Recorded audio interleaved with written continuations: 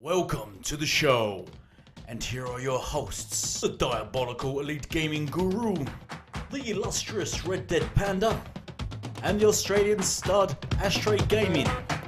So let's get this party started. Shit.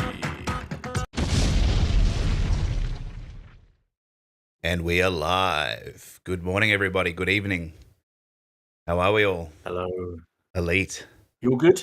Hello, I'm great. Can you hear me? You all right? I can hear you. Chat, great, yeah. let us know if you can hear us. Let us know about our audio levels, etc. I know there's about a 30-second delay between us talking and what you guys get. You'll probably just be watching the intro about now. But let us know about our volumes and if we need to fix them, increase them, lower them, what have you. We appreciate that. What have you been up to, Elite? How are you? What have you been up to? What episode are we on? 74? We're up 73. to 73.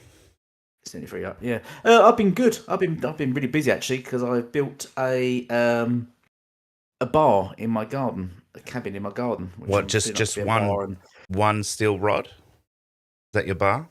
Yeah, would you? My order. No, that's a proper cabin. Very like a little cabin in the garden. Right. It's got a bar in it, and it's got very optics in it for your drink. It's got an outdoor cinema in it and everything. So wow. Yeah, so I've been working on that and getting that together. So you know, if I tried to build something like that, it would look like Homer's doghouse that he tried to build. That's what would happen with me. Yeah. No, well, I'm hoping that when it's all done and set up, I might even move my stuff out there. So I'm out of this room and I'm outside in the cabin. So, if we've been joined by K-Mega. You there, K-Mega? Did he sneak in? He did. He slipped in. He slipped in between us. Yeah, what's up? How you doing? What's up, guys? Yeah, good. Just join us. Just get. Oh, go on. No, I was just gonna say we're good. We're good. It's good to see you, man. It's been it's been a while. It has been, man. You know what I'm saying? Congratulations on the show and Cheers. you know what I'm saying? I appreciate the invite, man. It's an honor, man. Nice. I really do. I do appreciate when people ask me to come on, man. I really Well, we should have done it sooner. Humbling. Yeah, we've got a list of people to get on, and you was on the list. You was one of the big boys. Oh man, come on. Thank you, so yeah, no, it's great to have you on. Yeah, well, we were just doing sort of our intros. So, what have you been up to? What have you been playing? Man, right now I'm over here playing some Crossfire X. Oh yeah, Believe it or not, yeah, they improved it much. Greatly improved. It reminds you of the old CODs. There's you have to do some tweaking with the controller settings, because because it kind of adapts more to the mouse and keyboard aspect. But once you take down the sensitivity or move up the sensitivity, however you like it, it has that old Call of Duty, Modern Warfare feel. There's a lot of different other maps too that's like classic, but they've added more maps. They have like almost kind of like a battlefield type of map. It's called Babylon. You can jump into like these mechs and it's vehicles and it's helicopters. It's all it's pretty nuts how much better this game has gotten, and a lot of people aren't talking about it because people in our circles aren't really playing it. But I've been recently started playing it again. And then also another game that I've been just no-lifing right now is NBA 2K.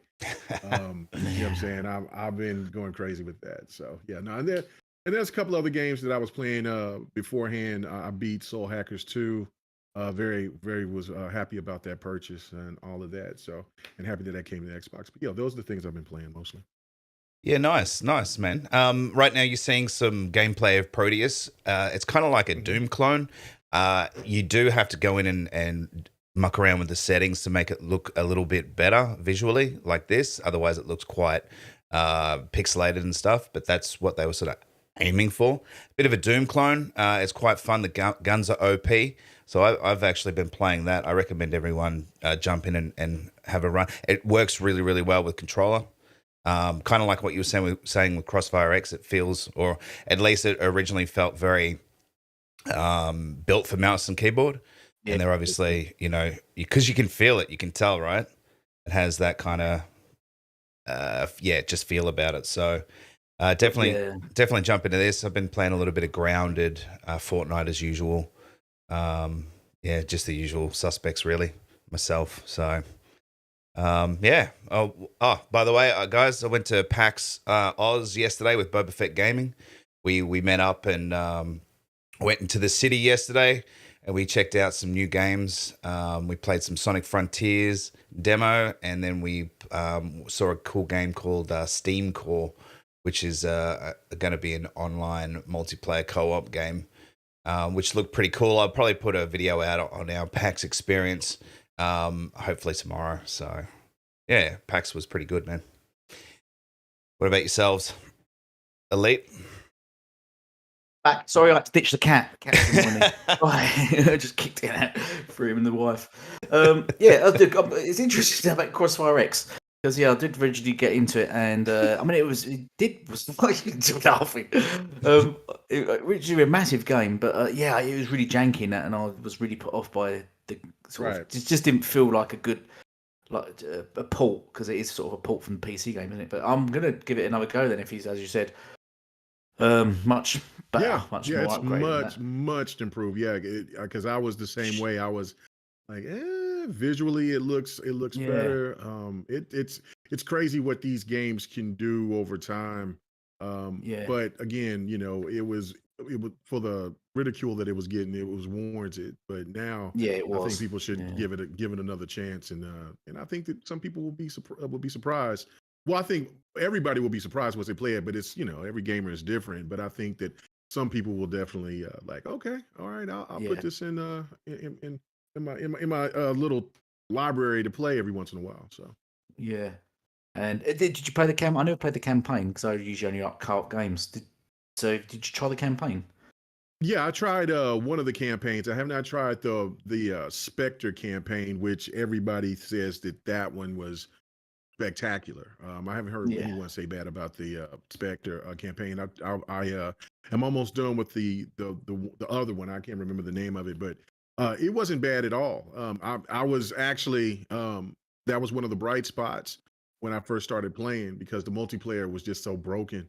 And so I was like, okay, this isn't bad. This isn't bad at all. It just needs some tweaking. So I haven't gone back since I've been playing here, probably maybe about 2.5 months ago.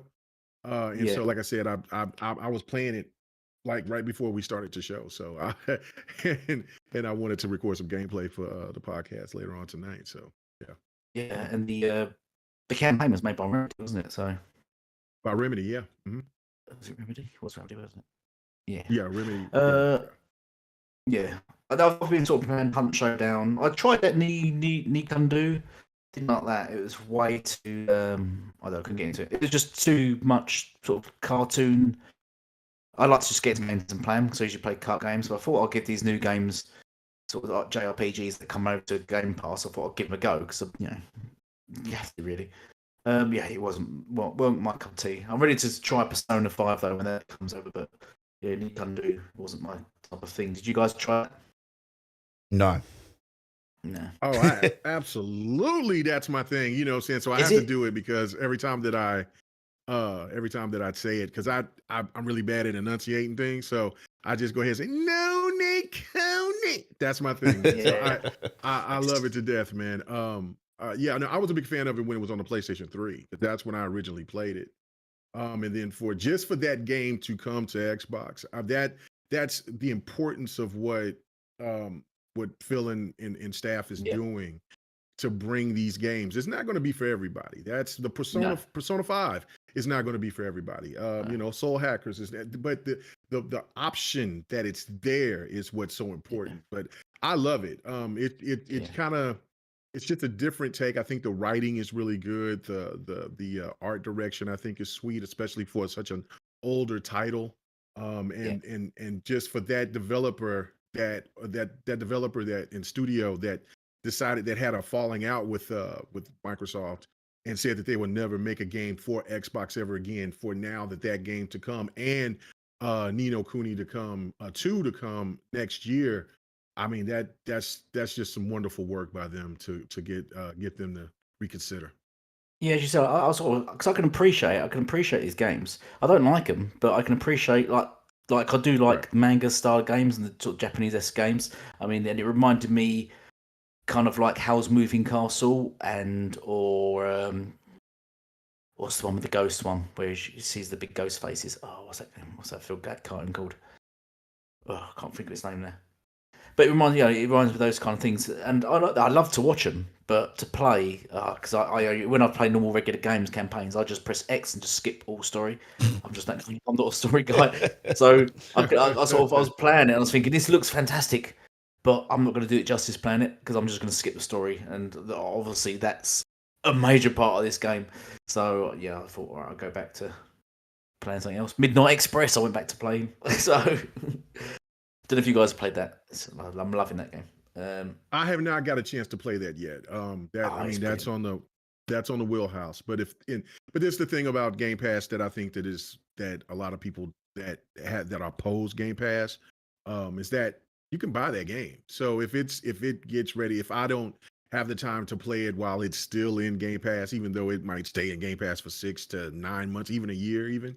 Then it's still going to be on sale, so I'll pick it up then if I really am intrigued enough by it, by just giving it a chance and then just support it that way. So but no, I haven't got a chance to play it yet because I've been playing some other stuff. So I did that exactly with Naruto Shippuden, Shinobi Striker. I've played it to bits on Game Pass, loved it, and then it went out of Game Pass. I was like, shit, so I just bought it and bought all the DLC for it as well. So I love that game. Nice. But should we get into our topics, our first topics? Oh, let me just shout out to the everyone in the chat. Unless you want to say something, Ashtray? No, I'm good at the moment. You keep going, man. All right then. Just a quick shout out to who we got in the chat. We've got Triad Fan. Hello, Triad. Thank you for coming here. Muppet. Who's Muppet today? Is that the guy who keeps changing his name? I'll be a fuck with you. She's no elite. Muppet. We got Boom, boom, boom. We've got Red Dead Panda's joined us. Hello, Red. Red can't be with us today. She's having her feet and back waxed. Unfortunately. And it's the underside of her feet too, right? yeah. We've got Grey Mo and Ed. Welcome, mate. Guys, if you can just take a moment to share this out on Twitter and just get more people in the chat, because we've got some crazy topics. It's been a mad week for gaming news. Yep, and a fantastic guest in K-Mega as well. So, I mean, come along and listen to what we've got to say. So, let's do it. Let's do it, man. PlayStation boss Jim Ryan flew to Brussels to voice his concerns to the EU over the Activision deal. I'll just jump straight in real quick and say, look, if he didn't, he wouldn't be doing his job. All right, he's lobbying for PlayStation. He knows how much this is worth to PlayStation currently and how much they're going to lose. So if he didn't do this, people would be questioning what the hell's he doing. So although it's funny in a way of that you can sort of see the desperation, on the other hand, he has to be doing this. Otherwise, they would call for his head, right? And say, well, how come you're not even attempting to do anything about this? Now, he's obviously not going to be the only one from PlayStation to be lobbying about the deal and trying to stop it, but they don't have any grounds. And we've probably heard this on a few other podcasts over the last week before, but they really don't have any grounds. The fact that they've been money hatting and holding third-party games, including COD, exclusive to whether it's a timed exclusive deal or if it's a quest or whatever. They've been doing that a ton. And so their track record speaks for itself. And I think that's why so far it hasn't been working out for them. But guys, I want to hear your points of view on this as well. So anyone can jump in at any time. No, we'll go straight to K-Mega. Okay. He's a guest. Okay. Well, for me, it's Sony is in a position or Jim. Well, it's actually because Sony, the CEOs of Sony is pretty much has got Jim doing this, and so I mean, they're damned if they do, damned if they don't. You're right. Like he has to do his job, but it makes PlayStation look very vulnerable. And that's something that I don't think that anybody could ever say for the history that PlayStation has been around. That's what kind of crazy about this whole situation. I mean, so many people have been asking Microsoft to truly support Xbox. Let's see what it actually looks like. And that was always the fear from Sony.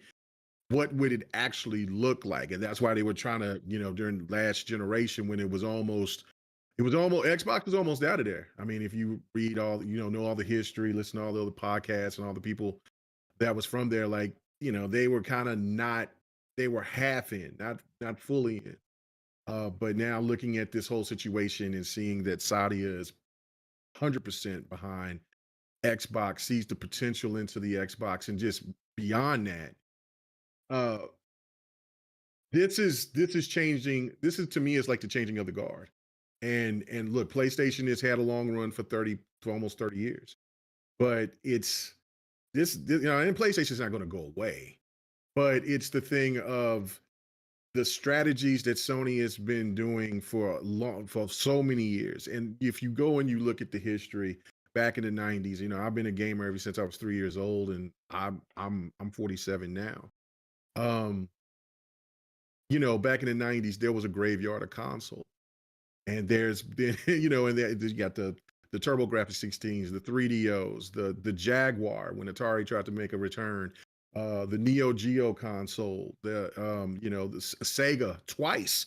They destroyed Sega twice, the Saturn and the Dreamcast, all by the strategies of what they were. They were the big conglomerate when they first came into gaming.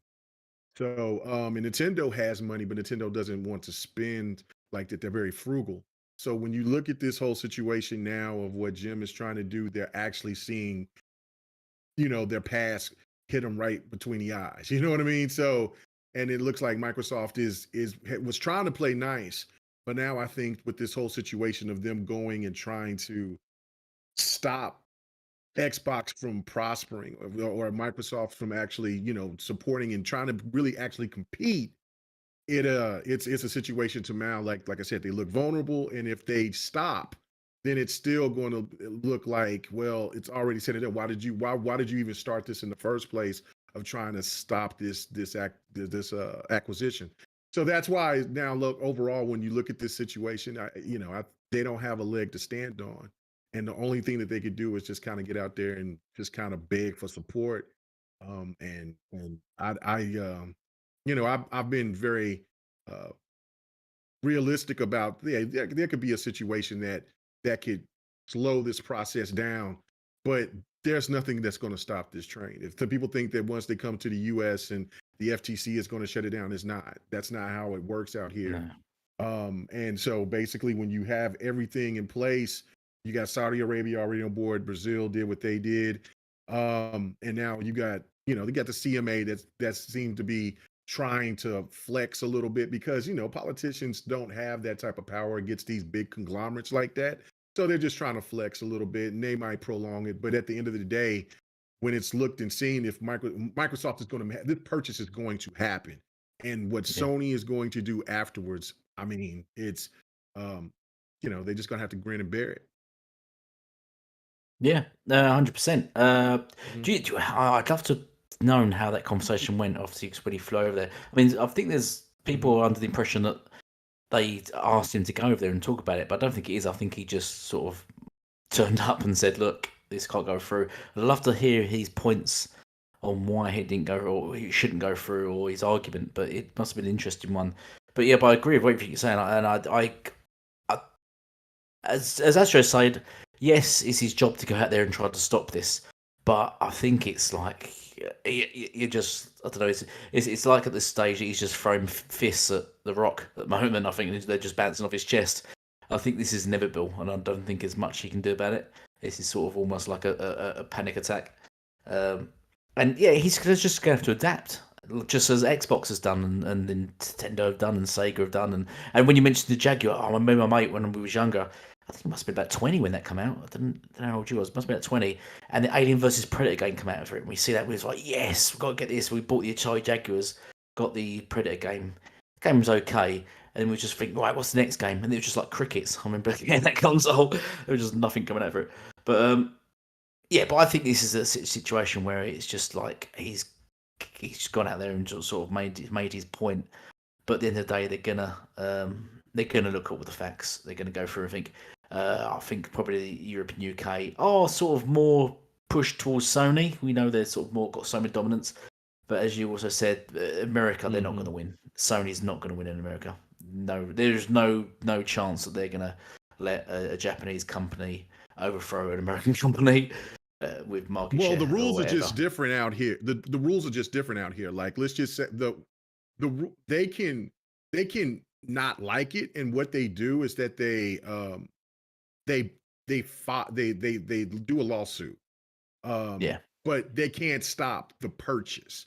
So just like, let's just say like the whole Disney situation, when that went through all that litigation, Disney was still going to purchase what they were going to purchase, and then they could have got sued and then they paid the fine and that's it. It's just different out here because once you try to stop a company from getting something, then that's not capitalism, and that's what United States is, theoretically all about, is capitalism. And so when you have an American company that's going out here and buying another American company, even though no matter how big the company is, you still can't stop that purchase, but they can be sued, and that could cause some, and then the fine could be very, very hefty. But Microsoft's pockets are so, they got more money than anybody in the universe, damn near. So they can, knowing them, they can, yeah.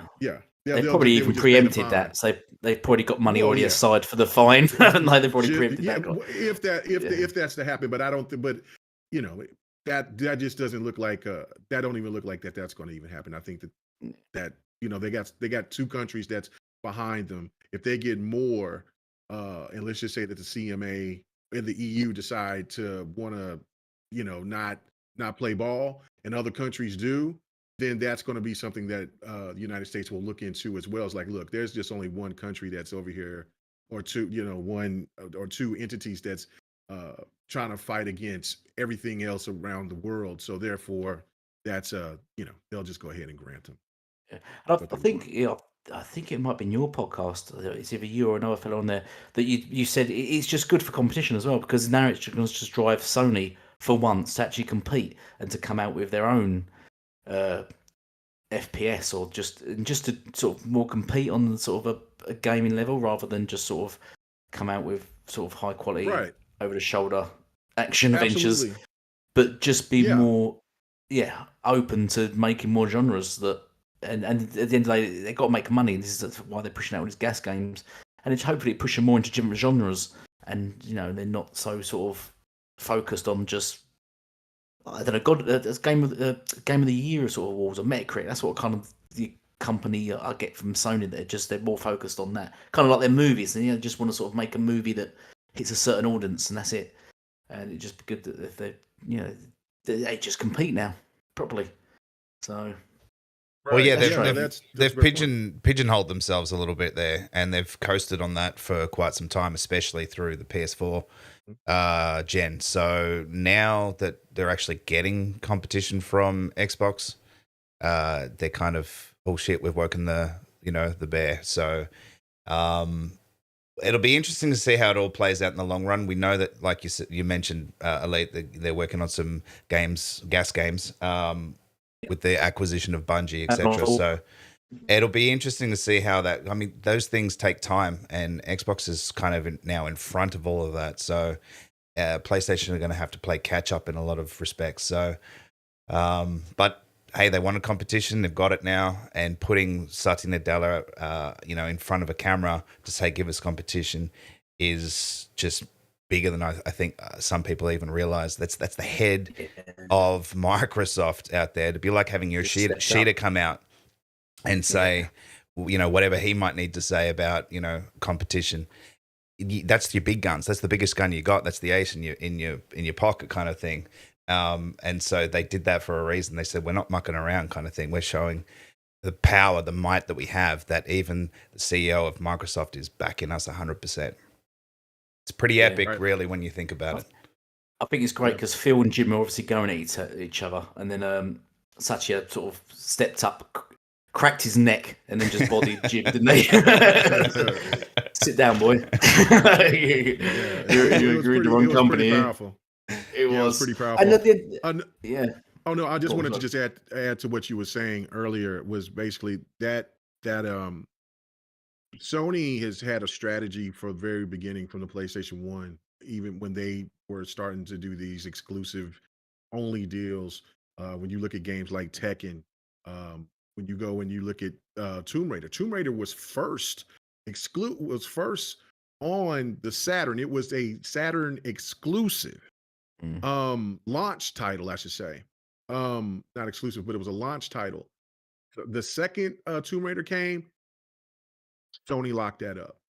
Yeah. And Sega could not keep up with that, keep up money wise, and of course bad management as well. You got to also include that, but that has been their strategy, their bread and butter for all these years, ever since then. So you come to look at it in how they've done it, and they've almost took an Xbox out with the same strategy, and and it's crazy because they can't stop Nintendo. Nintendo, for whatever reason, is immune to PlayStation, but everything else in its wake has not been. And so for this moment right here to see where Xbox is trying to play their own game and basically buy everything around them and have all different types of entities that's far well and ahead of what Sony is doing right now is really, really just different. And that, like I was saying, I said that on next podcast, and I said this on GRG as well, is that the innovation,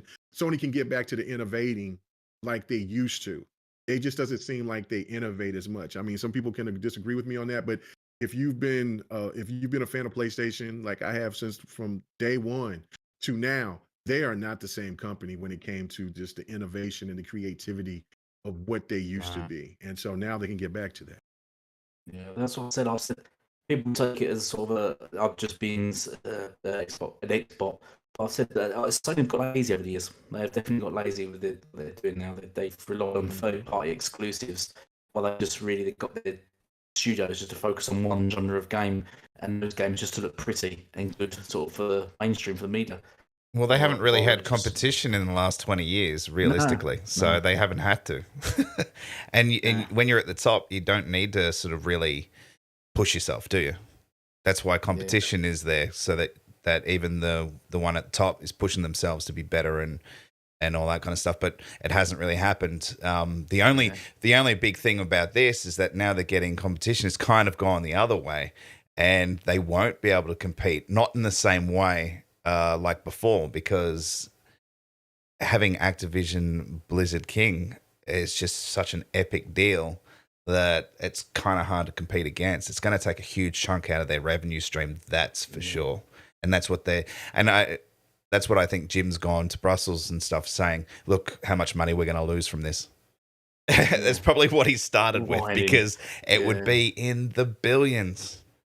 Yeah, and that's huge. But you look at all the generations of Xbox, how much money they've lost from Sony being dominant. Yeah, I know, but they got Microsoft's pockets, man. So it didn't really matter. Like, you can't kill Xbox. The only way Xbox can kill Xbox is if Microsoft kills Xbox.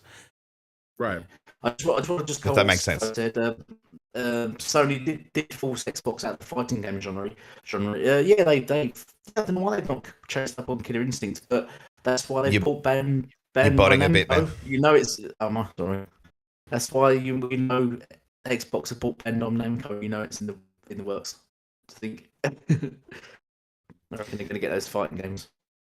Oh, look, Game Pass needs every genre they can get their hands on. So fighting games will be a part of that for sure. I mean, they want to cover every genre for every type of gamer out there, regardless of age, gender, whatever. So you'll have your small little indie games. You'll have all your fighting games. You'll have everything.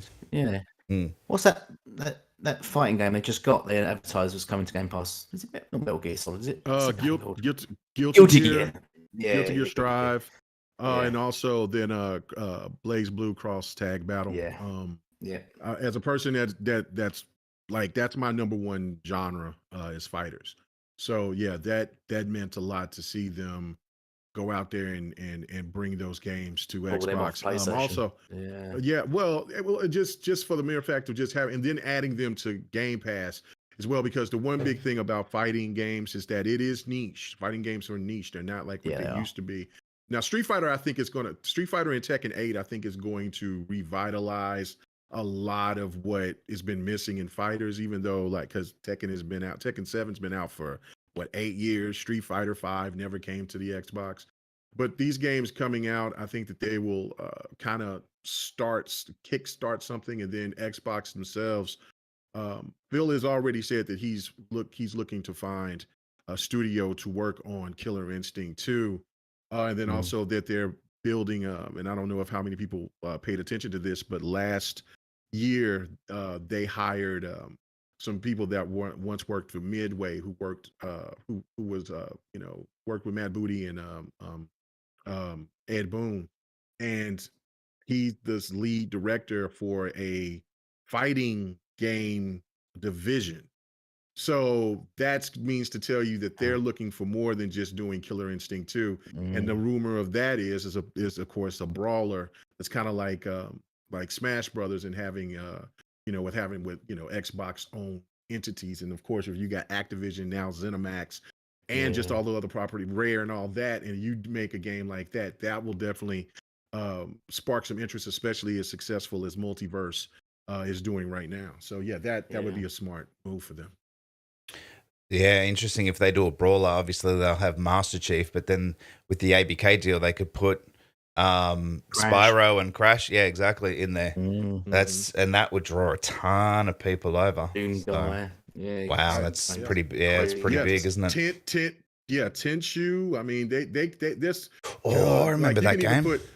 You could even put Pitfall in there, because that's an Activision game. So with his big graphics, there's so many games under the Activision division itself. There's just so many iconic properties. People really don't know how old Activision is. It is one of the oldest studio game publishers out there, like Namco, Capcom, Activision, and Square Enix, but beforehand it was called Squaresoft. Those are some of the oldest, and of course EA. Those are some of the oldest iconic publishers and studios that's out there. And that's why that acquisition is so important for Xbox, but so huge for Xbox to snag them up. Yeah, for sure. Damn, Xbox went straight for the big dog. Well, it just fell in their lap, really, didn't it? Yeah. Well, as Phil said, we're competing with Amazon and Apple. We're not competing with Sony. So right. Yeah. Should we go on to the next topic? For sure. Next topic is the PS5 reportedly been jailbroken. Now, obviously, people try and jailbreak all sorts of tech these days, and someone finally did it by the name of Lance McDonald, who says that he jailbroke a version of the PS5 system, which was from October of last year, 4.03. Now it's an older version, but he's been able to crack that, and he believes that it'll take time, but he should be able to then jailbreak the next version that comes out or is out now, which is 4.50. So they're trying to do that. Now, most of us know why you would do that. You can then exploit the console itself, get in there, and then you can do emulation and things like that. So people are talking about doing emulation of PS3 games and PS4 games, etc. on there. And it will technically be native. So, this sort of stuff happens all the time. So what do you guys think of that one? Go ahead. I'm sorry. Yeah, no, sorry. I was just going to say, firstly, isn't this illegal anyway? Is that illegal to do that? It would be, yes. The guy giving his name up and everything. So it's like, right, yeah, okay, but it'd be interesting if they emulate, the PS3 and PS4 games natively when Sony said it's not possible on their console. That would be interesting. It's always possible. Yeah, hopefully they won't. Well, there most likely won't be any backlash. Well, they'll probably just cover for it, but. That's my take on that. But it'd be interesting to see where it goes with this. Megan, what have you got to say on this? Well, no, I was just going to say. I mean, the only thing I think that maybe Sony could do to him is like ban him from the from his account or something like that. But I mean, Yeah. he's already got the PlayStation jailbroken, so he can still get whatever Yes. he wants. You know what I'm saying? So, so yeah, no, it's not going to be too much of a penalty. And besides that, other PlayStations has been jailbroken. So, I mean, Well, he's a it's modder, cool, right? but it's also So he's probably got multiple accounts anyway. right, exactly. So yeah, so like that's what he can still skate through whatever that what Sony would try to do. So maybe but what this also says is that like the demand for older IPs from PlayStation for the PlayStation gamers, they want backwards compatibility. They want it in the same type of I mean all them rich games on PlayStation through its history, and I mean and they're only like they only have not even a handful, just a few. I mean that right there is just a fail on their part for not reading the temperature in the room. Like I mean that doesn't take away from anybody buying newer titles, because if you're a gamer, you're going to that you would think that if you get people to play the classics, that keeps people within your ecosystem, because that's going to make them reminiscent of how great that console, that product is. So I mean, why hold those games back and not let those games come in full abundance, especially as rich as the rich as the history that PlayStation has had.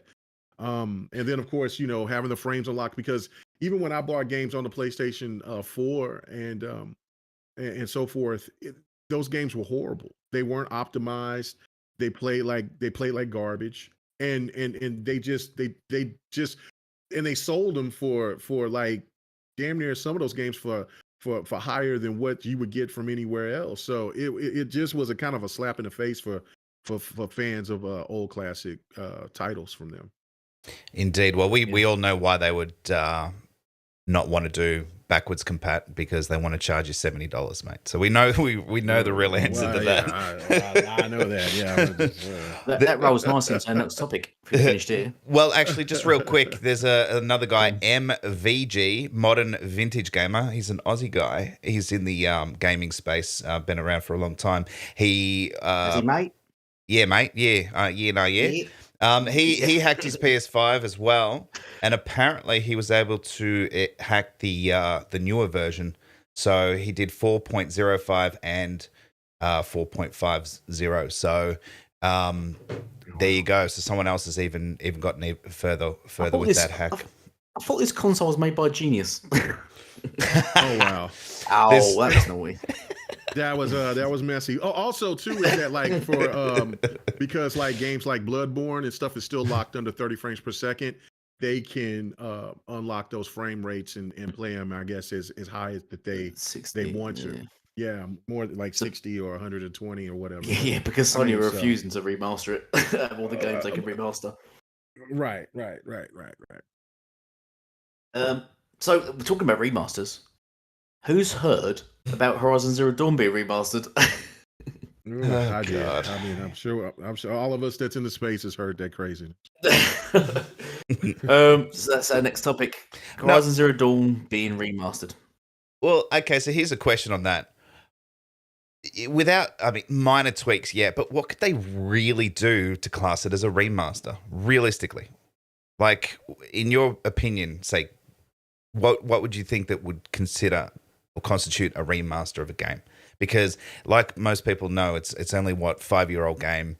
The graphics are quite good still up to today's standards. The combat, there's not really much more you could really do there.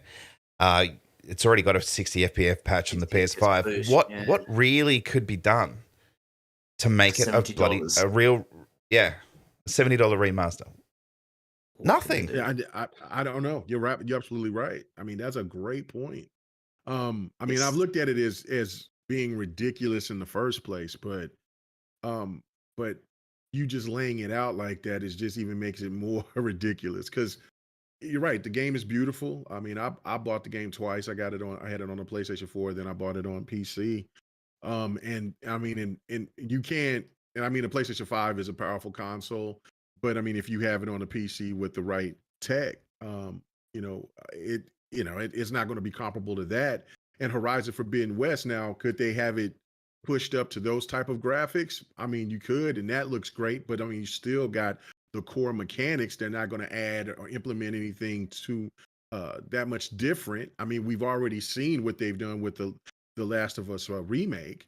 So I mean, that just was a game that just had a lot of polish. It didn't have anything else extra with that. So I mean, to bring that game out and just have more polish to it, I mean, it's still the same story, no extra DLC, nothing else to wet the palate. I mean, it's just asinine. And for people, anybody to say that that is warranted or that's what the PlayStation community wants, I would beg to differ, because I have seen a lot of people in comment sections and stuff like naming 100 other games that PlayStation could be bringing as a remaster than that game. You know what I mean? So 100%. But those games will cost more to remake because they would literally have to put the work and effort in and time. Sony don't want to do that. They basically just want to flip a game and make some money, which brings me to another sort of question is maybe they spent so much money on developing these games and they still haven't had their return. Not the return that they were at least expecting. So they're like, well, how can we milk more money out of these games to get that return back? And I don't think they've because I mean, especially with The Last of Us, I know that we're talking about Horizon Zero Dawn, but especially with that's been remastered twice now or whatever. They clearly didn't get the return on that game that they were expecting, hence what they're doing. And I think that's the same thing with this. I don't think they got the return they wanted from The Last of Us 2, to be honest. And then I reckon that was one of the pushes towards The Last of Us 1 being remade, because they was initially going to remaster the Uncharted series, which should be, because I mean the remake Uncharted, because Uncharted come out in early PS3, isn't it? Mid PS3. So yeah, that's about 10 years plus old, that game. But they said no because they wanted to do The Last of Us because it was easier and cheaper to do. So, and I reckon it's to cover the cost also of The Last of Us 2 not selling as they had hoped. And I think the same goes for Horizon Zero Dawn being remastered, because I don't think Horizon Forbidden West met the target they wanted either. Also, you got to wonder about, have they got nothing? Have they really got? Do you think they got nothing in the pipeline? That these are sort of filler by their studios, while the other studios catch up, or their other halves of the divisions are working on something to produce. So these are sort of just filler. Well, I mean, we don't really know what's coming out, do we? We got Ragnarok around the corner, and what else is next year? Spider-Man 2 and Soul Aside. That's going to be a PlayStation exclusive, and then of course there was that Project Eve. I forgot what the I think it's something Blade. Yeah, they've paid for. Yeah, what's actually Sony Studios working? Yeah, they paid for it. So I mean, yeah, but other than that, like for what they've worked for their studios, Spider-Man, and hell, that's about it. That's all I can think of right now. Yeah. Wolverine is probably not going to come out until 2024, 25. Yeah. So yeah. That's not coming out next year. And if that did come out next year after they just announced it this year, yeah, no, I would be a little bit nervous about that. No, they'll either say that it will be out end of 23 or end of 24, and then it will get delayed till 25 for sure. Yeah, we know. Sure. I mean, for sure. As the comment says, I mean, Spider-Man, Forspoken, Stellar Blade. Yeah, they're exclusive, but they've played for exclusivity on those games. They're third party, which they paid for exclusivity. They're not actually being produced by Sony developers. So I want to know what actually Sony developers are doing. What are they making? Yeah, first party studios. Remakes.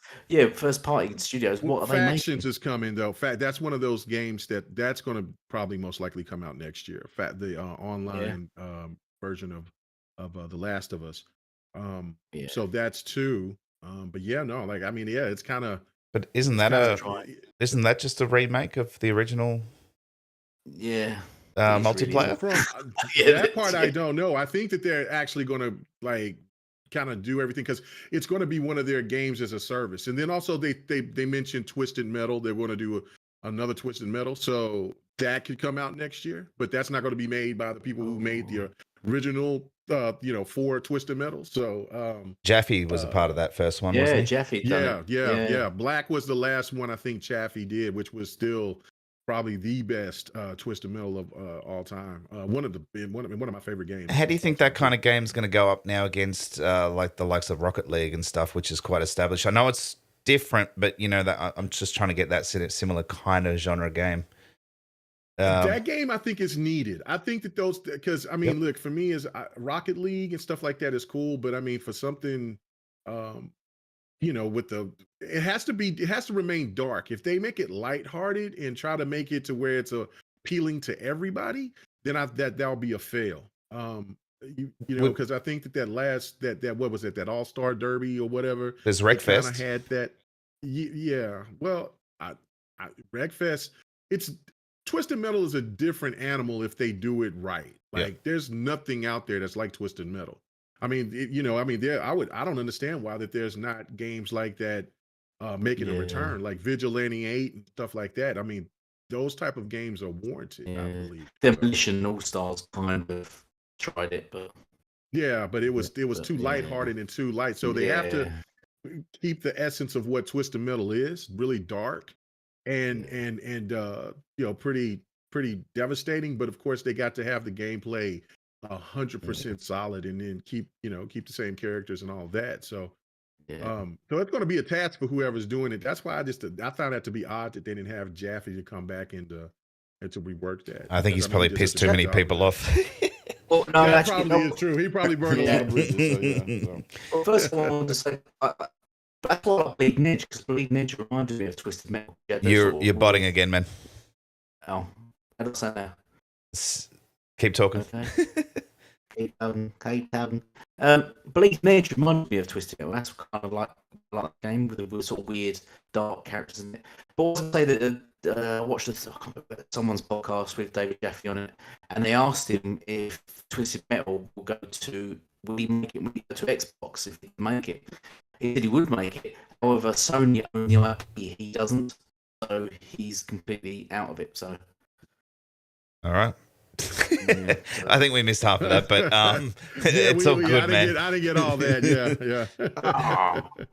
You got to get your internet sorted out, man. But anyway, you guys are listening to the Gamers Initiative podcast with myself, AshtreyGaming, EliteGamingGuru. Red Dead Panda's not with us today. She's actually at a Weta convention or workshop.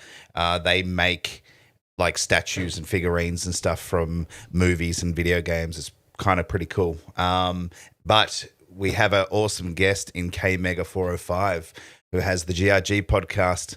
And I'd like to shout out a few people real quick in the chat. We've got Other Zinc. We've got, is it Sappho?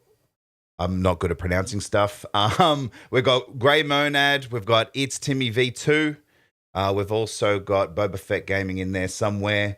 I'm sure he's listening. If the blue one decides to pop in, you're a fraud. Muppets there. She's no elite. We've got Tryhard Fan and the usual suspects. So, yeah, I think we should move on to our next topic. You still sound like shit. Nah, you're still botting, man. It happens, bro. It happens. Live, doing stuff live, man. I could tell you a million times that I've had like fails. I just had to deal with it and roll with it. Show must go on. It's exactly, man. And we've had a few problems over here because it's a bit of a different setup, right? So I'm in Australia, Elite's in the UK, you're in the US. So we're dealing with this, right? We're on Elite's channel, but I've got the stream key and I'm running it from my PC in Australia. So it's a lot of variables that we probably have a few more variables than most other podcasts because they're probably more situated in the same country. But and then usually we've got Red, so some weeks she'll stream it from her PC and she's in New Zealand. So yeah, it's just we got a little bit more to deal with, I guess, but that's okay. We seem to get through it all right with our technical difficulties, and we've learned a lot over the last few months. So as long as everyone bears with us and still enjoys what we do, it's all good. We'll jump into the next topic. This probably won't be a big one, but fandom, I'd never heard of them before, to be completely honest with you. But these guys have just acquired, I guess, is the word these days, some big companies. And you may ask, Ashtray, what companies are those?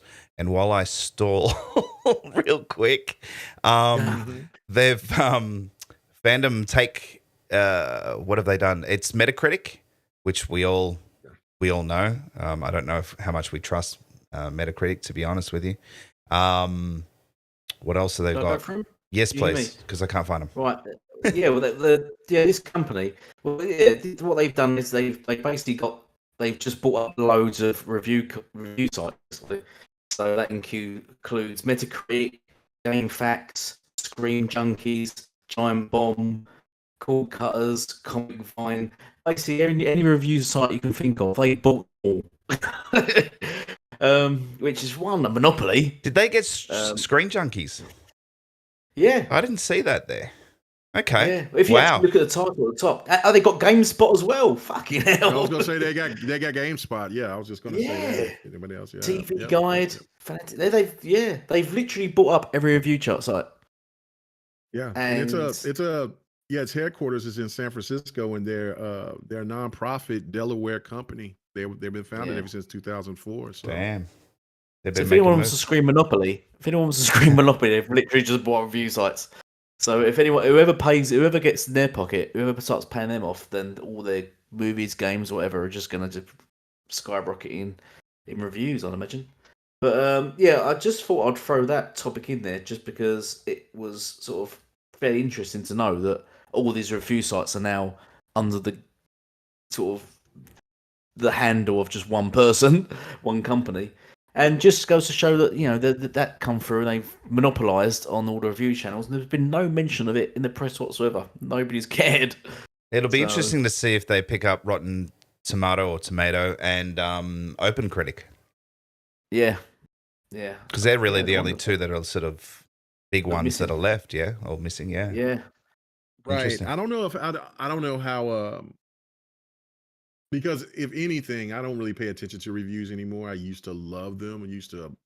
That used to be my go-to back during the G4 days, listening to Adam Sessler and even Jeff Keighley back then with game trailers and all that stuff. Like I really was all about listening to their reviews back then. But I think OpenCritic and Rotten Tomatoes is kind of like the last Sebastian, the last last of Mohicans, pretty much, that looks like it's worthy for you to listen to. Because even though I'll listen to a couple of big time reviewers that's on YouTube and things like that, I don't even there's games that they've just decimated and said that they were awful. I played them and I'm like, yo, this game ain't that bad. What? And then, so now I don't even really pay attention to the reviews like that anymore. Except for OpenCritic and Rotten Tomatoes, because I think that they're more fan favorite than anything. Yeah, which is good, and that's what we want. I'm like you. I don't really subscribe to that kind of stuff. I make up my own mind, and I prefer to listen to people that I trust in my friend circle more than anything. Right. Even they don't always get it right because I've got a different taste to them. So I usually like to try things out myself first. So it can be a guide, but I don't really weigh my thoughts on those heavily because they're usually skewed. So I've done a couple of videos on sort of those review sites, especially Metacritic. The whole system's flawed. I mean, if you're going to have a system where the principle is you review one game for one company and then review the same game for another company, but one of the scores has double, triple the amount of people reviewing it, just already screams sort of imbalance, because they should at least be equal amount of reviews for each company. So if an Xbox game is reviewed, it should have 50 people reviewing it. If a PlayStation game is reviewed, it should also have 50 people reviewing it, not 75. 10. Sometimes it's ridiculous. Like, what was the last game, the Deathloop, that came out for the Xbox? You only had about 7 people review it, but on PlayStation, you had about 100. and you get all Yeah. sites come out of the woodwork, like IGN France, IGN Italy, IGN, IGN General, IGN UK, IGN Greece, IGN my mate's dad. And stuff like that come out of nowhere. Literally, but for Xbox, you get none of these. You're thinking, what the fuck's going on here? Yeah, that happens a lot. I mean, look, in the case of Deathloop, that game did come out first on PlayStation, so everyone's going to want to get their reviews out first. That kind of is a little bit different, but when it's a third-party game, you still see that. You'll still see, 100 reviews on PlayStation and only, 5 or 6 on Xbox. I think that will change though. Yeah. Like You anything. see for exclusives, if the God of War Ragnarok comes out, it will have 100+ reviews. If when Starfield comes out, it will only have about 20 to 50 reviews. Yeah, far less. So Yeah. I just don't get why there's review so low. So It'll change. It'll change and move in the other direction in time. So, but yeah, you're right. But hey, at least to get review bombed less, I guess, is the upside to that too. hopefully fandom changes that. Fandom. Indeed. Well, look, I think we'll move on to the next topic, which is going back to the Microsoft acquisition. This time, the Activision deal receives approval in Brazil, but the UK and US is still to decide. So we got big news on that recently. They basically approved it with 0 caveats. They basically said it's good to go. We've reviewed it. We're happy with it. It's not going to prevent or stop competition, even if they, even if they make COD 100% exclusive. We believe in competition, and essentially this is what it's going to bring. So, yeah, it's great. We've had some feedbacks from people on Twitter. I don't pay too much attention to them, but they're calling Brazil one of the most corrupt countries in the world and all that kind of crap. Wow. I mean, but what do you expect, right? Like that's kind of the stuff that you expect to hear from that side of the fence, because that's all they've got to really hold on to. But besides just insulting all Brazilians, like everyone, the whole population of Brazil, weren't they? Just insulting them all. Basically what they've done, yeah. Yeah. Idiots. It's just fucking horrible to read. Think, what the fuck's wrong with you? But I think more importantly, like, how does, with this going through, it was already Saudi Arabia as well who's approved it. Yeah. I think so. That's 2. I think we're going to see that trend continue, and I think we will. It's good that again the guys over in the UK, is it the CMA? I don't know. They're all got different acronyms. Yeah, CMA. It's good that they're scrutinizing it, etc. They probably are a little bit more pro Sony over there, but they've got to do their job. They've got to do what works. Yeah. And I think writing's on the wall. I think they'll approve it. And I'll probably go as far as to say also without any stipulations. I reckon they'll approve it wholeheartedly as well. What do you guys reckon? Go on, Kamiga. Oh, okay. Yeah, no, I feel like that will probably be the more something that will take the longest. The stuff with the CMAs, they're going to drag it out. But yeah, I do agree with you. I think that at the end of the day, they might do a concession by saying, hey, this might happen, and then there might be an appeal or anything or something like that. But it will get approved. I mean, there is no doubt. Like what the Brazilian not government, but their but what they've done is that I think it's called CLAD, I think. But what they've stated, Microsoft can definitely use now as a boost for going forward. And now you also have Saudi Arabia. And Saudi Arabia, a lot of people don't understand, maybe not, I can't say understand, but didn't maybe not paid attention to, was that they're trying to get deep into the gaming space as well. And if they rejected it, then that they could hamper something that they are trying to do, because they were saying that they were all in on wanting to, acquire studios and publishers themselves. They want to get into the gaming market. So it's going to be, so that was pretty interesting, but they were first. They did that in August.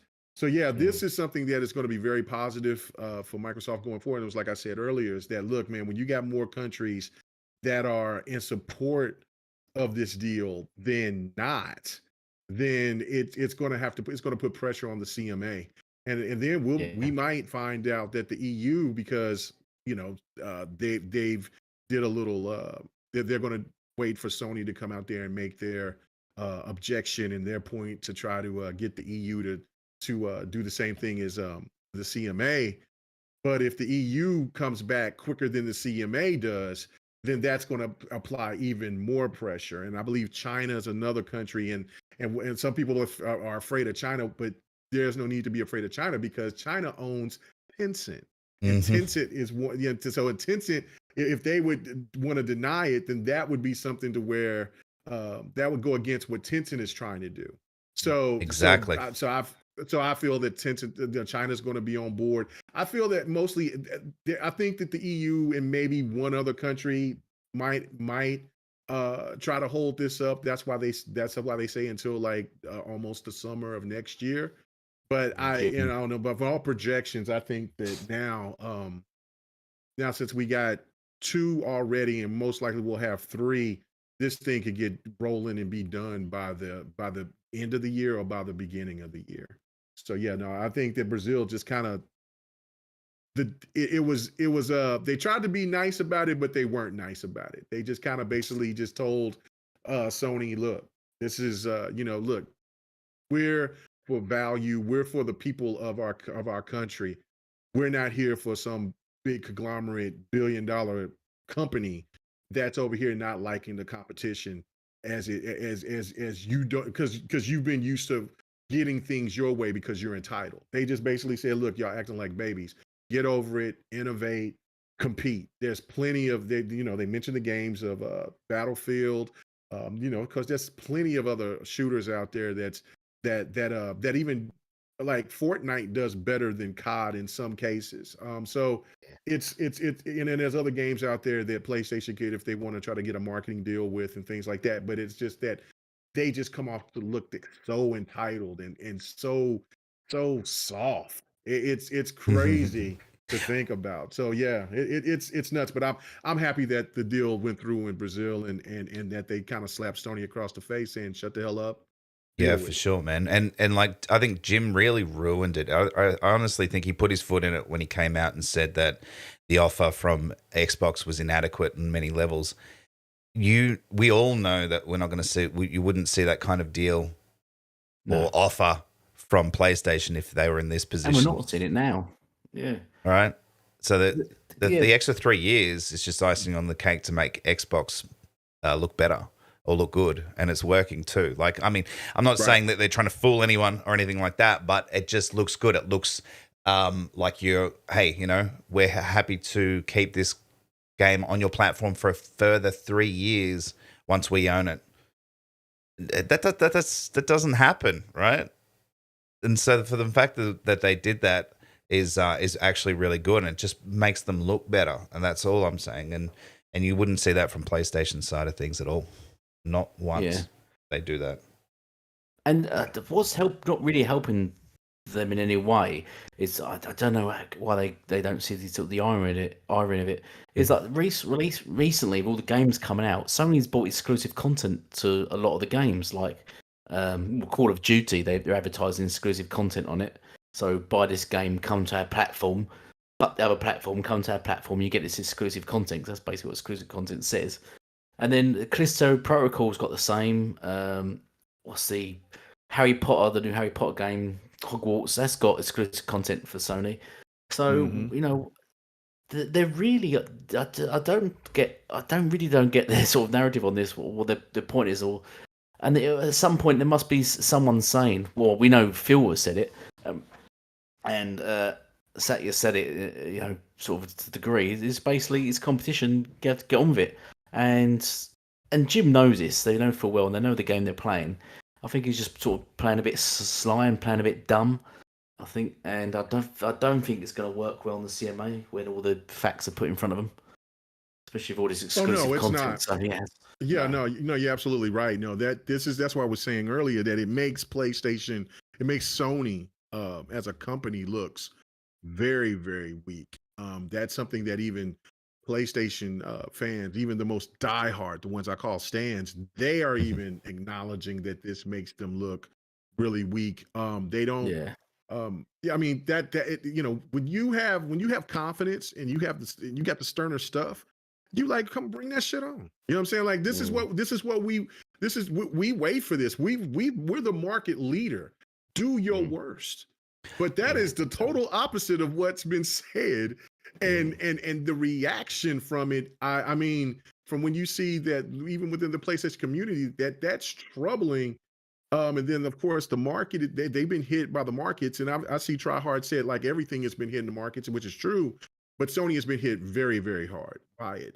Like, you know, when you are the leader, the market leader, you supposed to show confidence and not, even if something is troubling, you keep that within house. For them to be so open about their situation, yeah, that's pretty crazy. And that puts the Bungie acquisition into the light as well. I mean, that shows they paid what was it?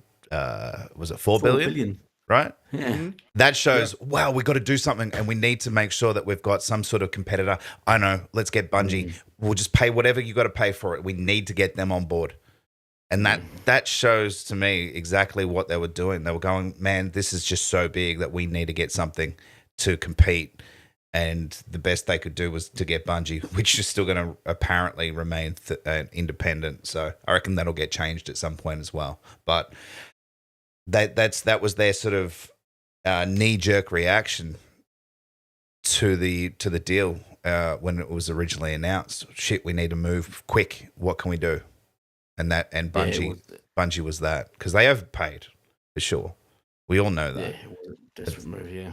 When you look back from what's happening now and their desperation to stop the deal to that acquisition of Bungie, I just think that it reeks of shit. We've got to do something quick, and that was and what the they deal, come the up way with. that it happened, and just the deal itself, where Bungie gets what they want, where they're not hampered by keeping games exclusive for whatever, you know. I mean, I think that might change later on in time, but but that just shows part of desperation, and you know, that they had to do something to get their fans in a position to say, okay, well, this is a good grab. So Exactly. And the other thing is, I think, as we know for years now, for decades, the selling point of Sony is come to our console because we've got the leading. Our games are bangers. They're all masterpieces. They sell like gangbusters. Nothing can compete with us. And then suddenly they use COD, and it's like, no, wait, we're going to lose our fan base. We're going to lose our fan base.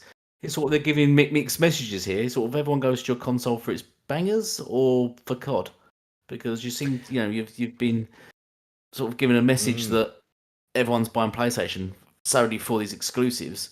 As soon as COD goes away, it's like, oh no, we're going to lose their entire fan base. And sort of, what's the message here you're giving to your own developers? Your developers, your going games not actually as good as you're sort of leading on to be. Well, what are the biggest games on any console? It's Fortnite, it's COD, it's Madden, it's FIFA. And there's probably like Rocket League in there too or something. Like it's all like third Fortnite, party, right? Like that. Yeah. Right. They're the biggest games. We all know that. We see the reports as well. And the only things exclusives do is try and be that sort of ticket to go, hey, come play over here. This game's exclusive on this platform. Because otherwise you can play all the big games anywhere you want. So we know that that's just a draw card to get people in, having God of War and all that kind of stuff. But they're not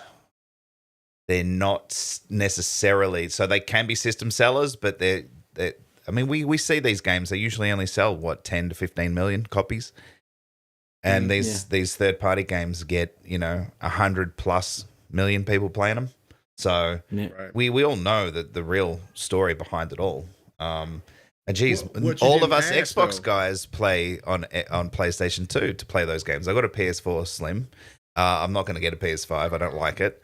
I actually played some of it PS5 yesterday. Wasn't impressed. But I'll buy God of War Ragnarok at some point and play it on my PS4 Slim. Because most of us Xbox guys have PlayStations. Right. Now, I still got my PlayStation. Yeah. But the point I was going to add is that when you say that like these games get 10. Now, Spider-Man is an exception, and God of War is an exception as well. But for the other games, those games are like $9, $10 or like $20 or less, and they pick up on sales like a year or two later. Normally, when they hit when those games first come out, they're around, when they're $60 or now $70.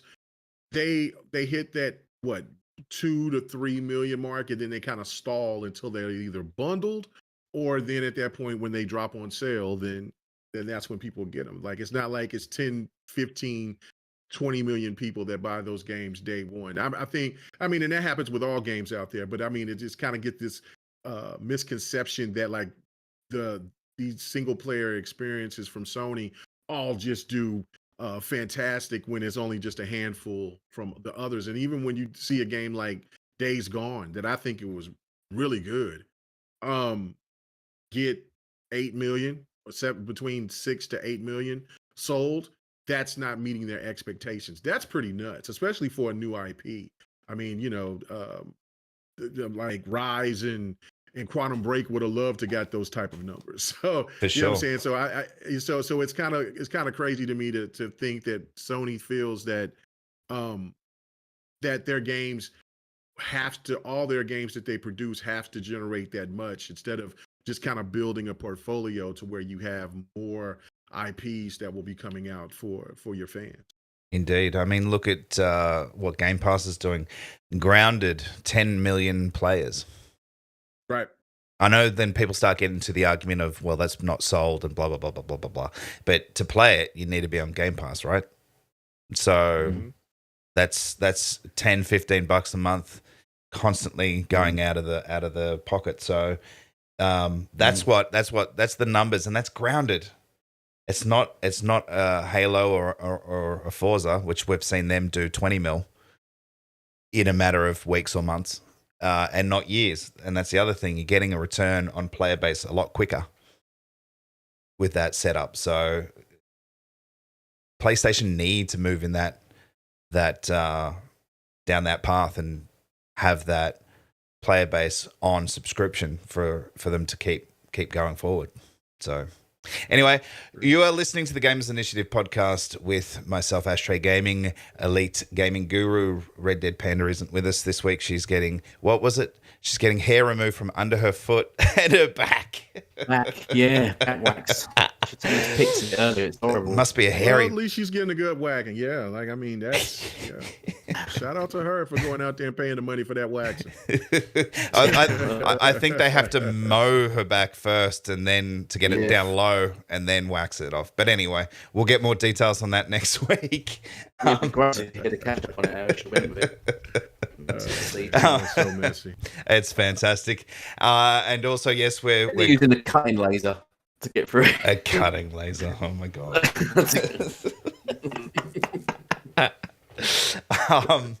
Yeah, and we're also graced with the biggest guest that we've had ever today, K Mega 405 from the GRG podcast. Really appreciate that. We need to say K Mega. K Mega. It's awesome. It sounds good. Buy it for him next time. Yeah. Good name. And we've got a little bit of Slime Rancher 2 gameplay on screen at the moment as well. All right, we're going to move into our next topic. This is going to be an interesting one, especially with others in the chat. It's going to kick off there. Anyway, topic number 7 then. Microsoft may move Halo to Unreal Engine 5. It's very so he gets told off. Who you go first, actually, because you bot, so we won't hear half of what you're saying anyway.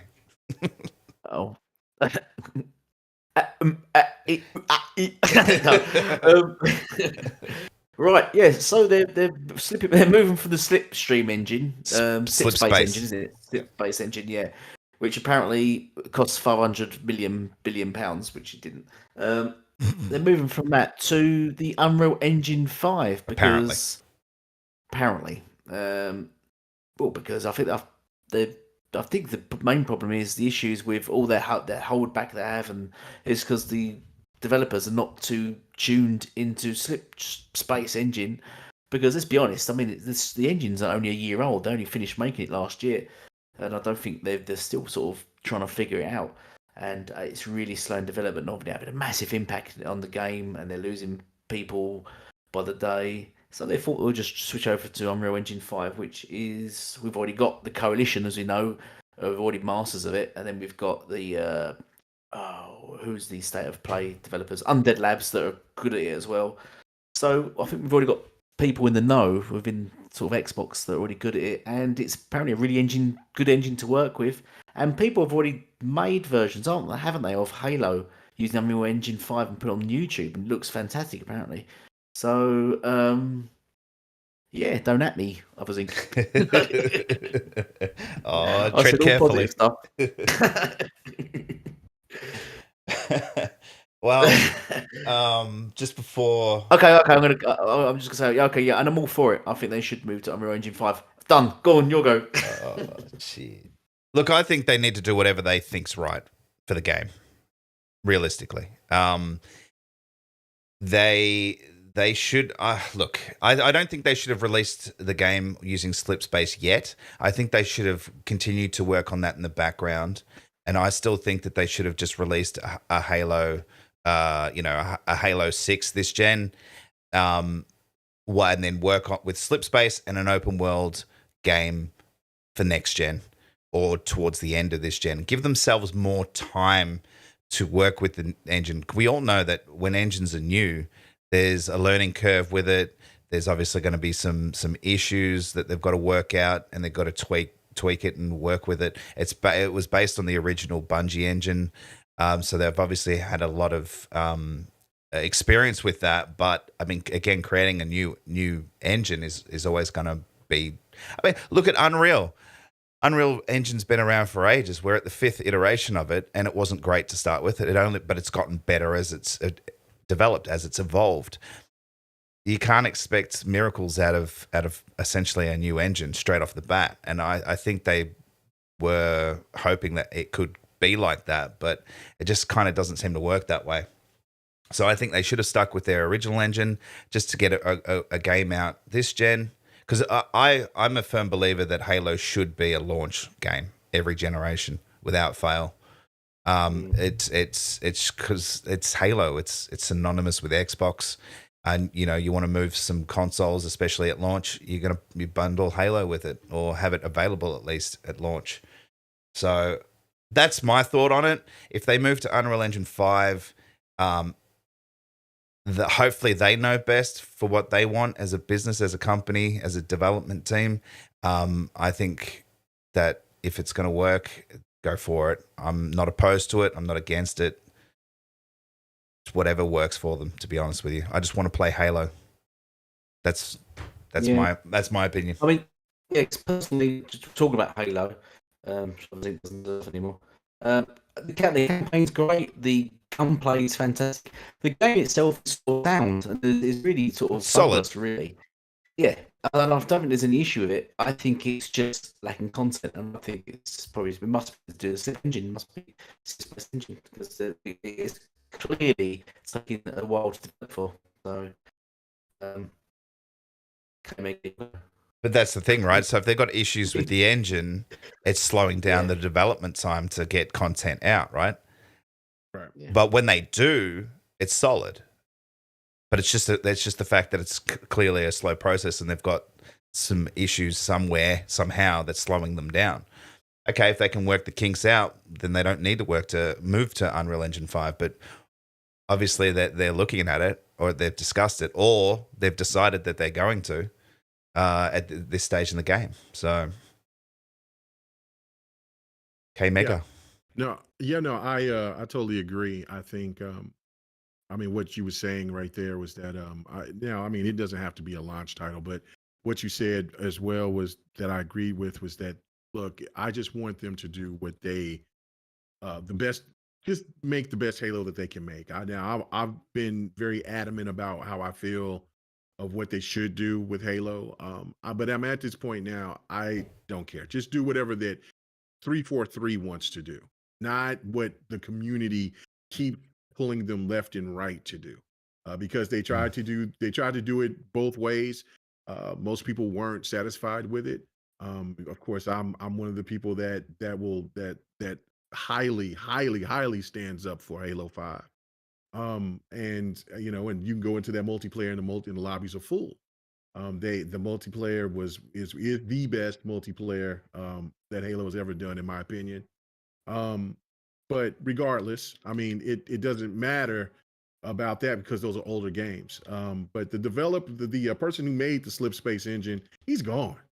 He left, and so that there ain't no reason to still keep on trying to work with that. I mean, that it's pretty fascinating because I don't think that it was a $500 million. I think it was probably more closer to 100 to $250 million to make, but it costs a lot of money, more money than that we will ever see. So the reality is that, look, man, if this person is no longer there, Staten, and now there's other people that's involved. They want to go another direction with Halo, and everybody really everybody in the industry talks so highly of Unreal Engine 5. To have that game look more modern instead of that, because I'm not a fan of that aesthetic. I mean, the game looks great. The single player aspect of the game look fine, look cool. I enjoyed that, but the multiplayer, the old aesthetic, like when you're trying to, I'm a person that's all about the drip, and it just looks kind of corny sometimes with some of the stuff that you can put on your Spartans.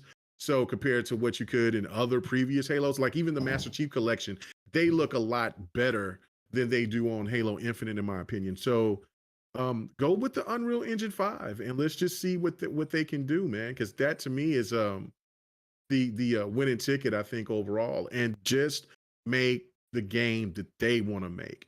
No longer trying to cater, because when you look at all the great games that's come out, and just think about for the Last of Us 2, for instance, that game has really crazy opinions, but I guarantee you, when The Last of Us 3 drops, regardless of if people love the story or they hated it, they're still going to go pick it up.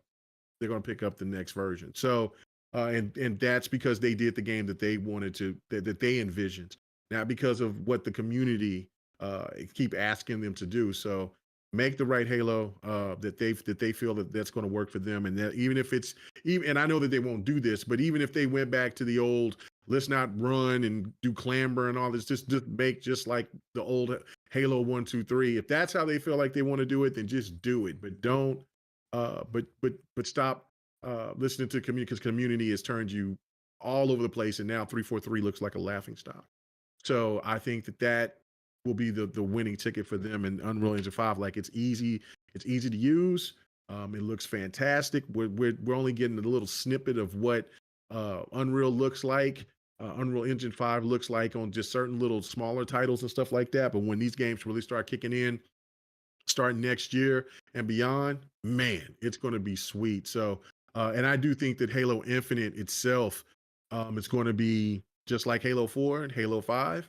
It's going to be its own little entity, and they're going to let it go, and they're going to start a whole new game. They're going to put a little bit more content on it. Forge is going to be the biggest game changer for Infinite, and that's going to be implemented into this new Halo. But I think that they're just moving on. They're going to put it on. They're going to put it in its own corner, just like they do Halo 5 and Halo 4. Indeed. Yeah. Indeed. No, that's exactly right. Oh well, look, it's usually a fairly big contention of a topic. We've got very mixed emotions, very mixed views on Halo and how it's being within the community. I think, like I said before, I just want to play more Halo. I enjoyed the campaign of Infinite. I've actually enjoyed all of the campaigns, even 5. All right, a lot of people didn't like 5. That was sort of a mixed. It's the most successful Halo, though, money-wise, by far. Well, there you go. It's made more money than any other Halo out there. It's not the more popular Halo, and we don't know the overall sales For Halo 5, I do know from people that's at 343 that it's 10 plus, easily. Yep. So, but I don't know if it's sold more than Halo 3 or Halo 2. But yeah, it's money wise, it's made more money than any Halo that's been out there. Oh, there you go. Mhm. So they're doing something right, yeah. And Right. Halo Infinite's had what is it, 15 or 20 million players? 20 million, Yeah. Yeah. which is huge in its own. I enjoyed the campaign Me a too. lot. The multiplayer, I'm terrible at it, so I don't really play it. I get upset because I'm not very good at it. But it is solid, right? That's the thing about it. It's been solid game. There hasn't been, or I've never come across any issues with it. I've never come across any glitches, bugs, anything like that at all. It's been a real solid game. The graphics look pretty good. The gameplay is awesome. Adding the grappling hook's been great. It's the open world. I wish there was more of it, to be honest with you.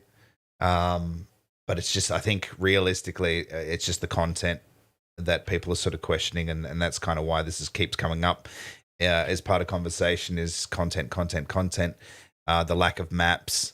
They've only added in a couple of guns. Whereas you look at other games. Yeah, okay, they're a little bit more established, but other games that do this kind of thing, like Fortnite, they've got so many skins and so many different things that they're constantly adding that it's just content constantly, and people aren't seeing it. So I think that's usually why it sort of comes up in conversation so much. But anyway, it is what it is. Elite, you still there? You with us? Yes, I am. I went and got a drink, and my dog started to fight me. So I'm back now. So before you throw a cat at your missus, and then you're fighting a dog, Jesus, I'd like to be a fly on a wall at your house. Yeah. Well, Reggie's a 9-stone Rottweiler, so he's sort of. I disturbed him. He was asleep. I disturbed him, and he decided to start fighting me. I'm like, get off! I've got a podcast on. You've got time, son. He's like Tito. If you watch the old Peter Sellers movies, Pink Panther. Oh, I know them. Yeah. Yeah, he's like Kato. Kato would hide in the closet and just jump out and start fighting and stuff like that. So. Just real quick, Other Thing says 28 million Halo Infinite players within the first month of release. So there you go. So nearly 30 million players of Halo Infinite. That's massive. Big numbers, man. Big numbers. Yeah. So. And what's interesting is that people keep for some reason comparing Destiny of Halo. An interesting stat though on this is that Halo lost 78% of its players within the first 6 weeks, where it took Halo 8 months to do that. So there. Right. Oh. So a lot of people are saying Halo's dead, but Destiny dropped massively, but then picked it up with its overpriced DLC. So it's Halo will get there. Yeah. Halo will get there. None of us are hating on Halo. No. Everybody will be back on Halo once Halo's content comes in. I mean, that's Halo Infinite's Achilles heel. It's their content aspect. It's got nothing to do with the gameplay. Gameplay is great. I mean, I like I said, I still miss the ground pound. But other than that, like they did it properly of bridging the gap to satisfy the old Halo fans and the Halo fans that appreciated Halo 5's multiplayer. So that was never the issue. That just kind of shows the genius of 343. They knew because I said they had to bridge the gap. In order to try to get everybody back on board, they had to make it to where it feels modern, but it still has an old Halo feel, and they did that. That just shows the greatness of 343. It's just that management situations, and other crazy things that's going on, it's kind of stumped the growth of that game. But yeah, once the content comes with the old maps and other things that they slated that's going to come out, and like I said, Forge is going to be a game changer because if people think that Forge is going to be like any other Forge that you've seen, it's not. It's going to be a incredible, insane difference. It's like I said, it's a game changer. Well, Forge is due out. Is it November? Yeah. Yeah. So It's supposed to be The game would more. explode, I think, when that comes out. yeah, absolutely. And Yeah, and you know that it there's will. people out there that can make maps better than 343 in a lot of Right. ways. And like, people are going to be playing the hell out of them for sure. So it will, Right. and it's like anything. Player base for these kind of games, they don't stay consistent. So when people say the likes of no one's playing it and whatever like that, these games go through peaks and troughs all the time. When new content comes out, there'll be millions of people playing it, and especially with Forge, and for a long time, because there'll be so many maps, people creating maps, people playing on those maps, sharing things. You're going to see videos, you're going to see YouTube videos and tweets and everything all about it flooding social media in November when it comes out. And it will be in the limelight again, and then all after a couple of months it'll sort of die out a little bit, and then something else will come along and it'll bring it back. And it's just how these games work, and it's bigger than, like, at least it's getting that, and that's what happens. Whereas when you get a single player game, story driven, usually you get a bit of a burst, and then it just sort of dies off. At least these things come and go and come back. So. Yeah. Right, we've got a few more topics left. Before I jump on, though, I just want to do a shout out to Jen like Peter and Chisel in the chat, and others, Zinc Steel and Triad and Sappho. But I just want to address TJI. He just wants to know, do you have a podcast, K-Mega? I've said you have. I don't know if you want to quickly advertise yourself, why he's here, and just to the crowd if they're unaware. Thanks very much for asking, and let me do some soliciting. The GRG podcast. Matter of fact, it's going to come on here in about 2.5 hours. We go U.S. time, 8 p.m. Central. So and that's 9 p.m. Eastern and 6 p.m. Pacific. Come and check us out. We're a little wild bunch. You know what I'm saying? I'm being on my best behavior. But you know what I'm saying, but we have a good time. We like to talk. Ashtray has been on the show before, man. Would like to get Homeboy on here too as well, to come on here and get Lead on here. I just know the time difference is kind of crazy, but we do have a person that he's from Mozambique, and so he's on the show, and he's been coming on every week, and it's like 3 a.m. in the morning. So but he loves it, and so I'm like, man, I appreciate the dedication. But the GRG podcast every Friday night, 8 p.m. And also I do another podcast with my boy Xbox 448. We've been doing that podcast for about almost eight years now. Yeah, I was going to say you're one of the OGs, man. Been around a long time. Yeah. Been around, been on BGST and everything. Yeah, man, we've been doing this. Been doing this stuff for a minute, but really appreciate you asking, man. So come and check us out tonight. I just linked your channel in the chat there, so if anyone's interested, click that link. It'll take you to K-Mega's channel. You subscribe to that channel, and then you'll get the notification to his show that's going live in a couple of hours' time. So, and I think I've been on twice, man, on your show. You have, actually. You have. It's a little hard for me because it's Saturdays over here. So after I do this show, then I got to pay attention to the family. So I totally get it. Yeah, but when I can, man, you've always said to me in party chats before as well, which we don't do enough of, by the way. But you've said to me, hey man, if you ever want to come on, hit me up. So I just when I'm available, man, I'll reach out. Yeah, no doubt. Yeah, we in there with Dealer and you know what I'm saying, Ham Solo and 108 Dragons. It's a big crazy situation like every time, because you got all these personalities and stuff. And well, we had Ham on last week, man. It was on last week, yeah. Yep. Yeah. So awesome. Elite, what's our next topic then? What was that? Yeah, what's that? I'm just conscious that K-Mega's going live in 2 hours. I don't want him. He wants to go up and get some rest and whatever before he goes to the next podcast. So our next topic was topic number 7. Seven. Activision Blizzard acquisition. Right. So this is something Xbox were advertising. Yeah. Our vision of gaming: more choice, more games, more people everywhere. So they sort of put out this sort of web thing that they was it internet website. Yep. Web page. Yeah. And basically just showing the benefits of the Activision Blizzard deal. And that's solely basically it. And this triggered a lot of people for some reason. I was really upset by this, and I was triggered by, I think they got, what I could read now, they got the wording wrong. So I don't know what you guys want to cover this. I just want to cover what I was reading on Twitter, because a lot of people reading this were saying, where they said on the benefits of players, it says more games and more devices, including Xbox, PlayStation, phones, and online. They read it as more games for PlayStation. Of course they did. And they and they cut out all the rest, all the rest of the writing. And I said, no, you're reading it wrong. They didn't say more games for PlayStation. They said more games for more devices, which includes PlayStation. They was like, no, they weren't. And I read it word for word, and they would just rewrite it, but cut out all the words and just leave PlayStation for some reason. It was weird. It was weird.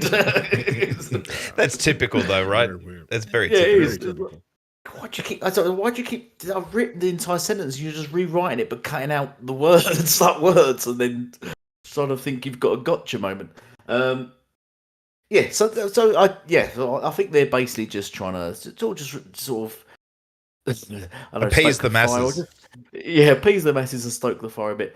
Just to remind people, that this is all benefits. There is no real hindrance to this deal. Sure, in the long run, which I don't think it would be this gen, it's definitely going to be next gen.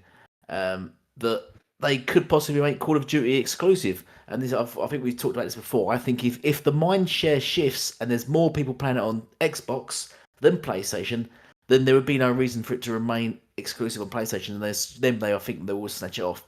Until that point, I think they will keep it on PlayStation, and I think that's what Phil was hinting at. That's why he gave them 3 years, and then after that, I wouldn't be surprised if he gives them sort of rolling yearly contract until those numbers shift over Xbox, like what it was on the 360. Remember, 360 had the majority of COD gamers. I think they're waiting for that, and then that's when I think, and I think that's what this is all about. He's just trying to see the benefits of this service. I mean, the games are on PC, the games are on mobile.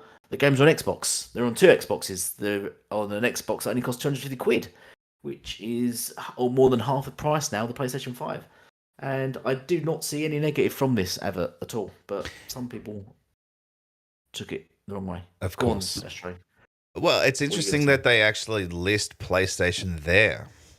So They're not lying. Well, reading into it, can you go, all right, well, they've already said, or we've already worked out based on Jim's comments, that Call of Duty is going to stay on PlayStation for another 3 years. So is that why it's being included?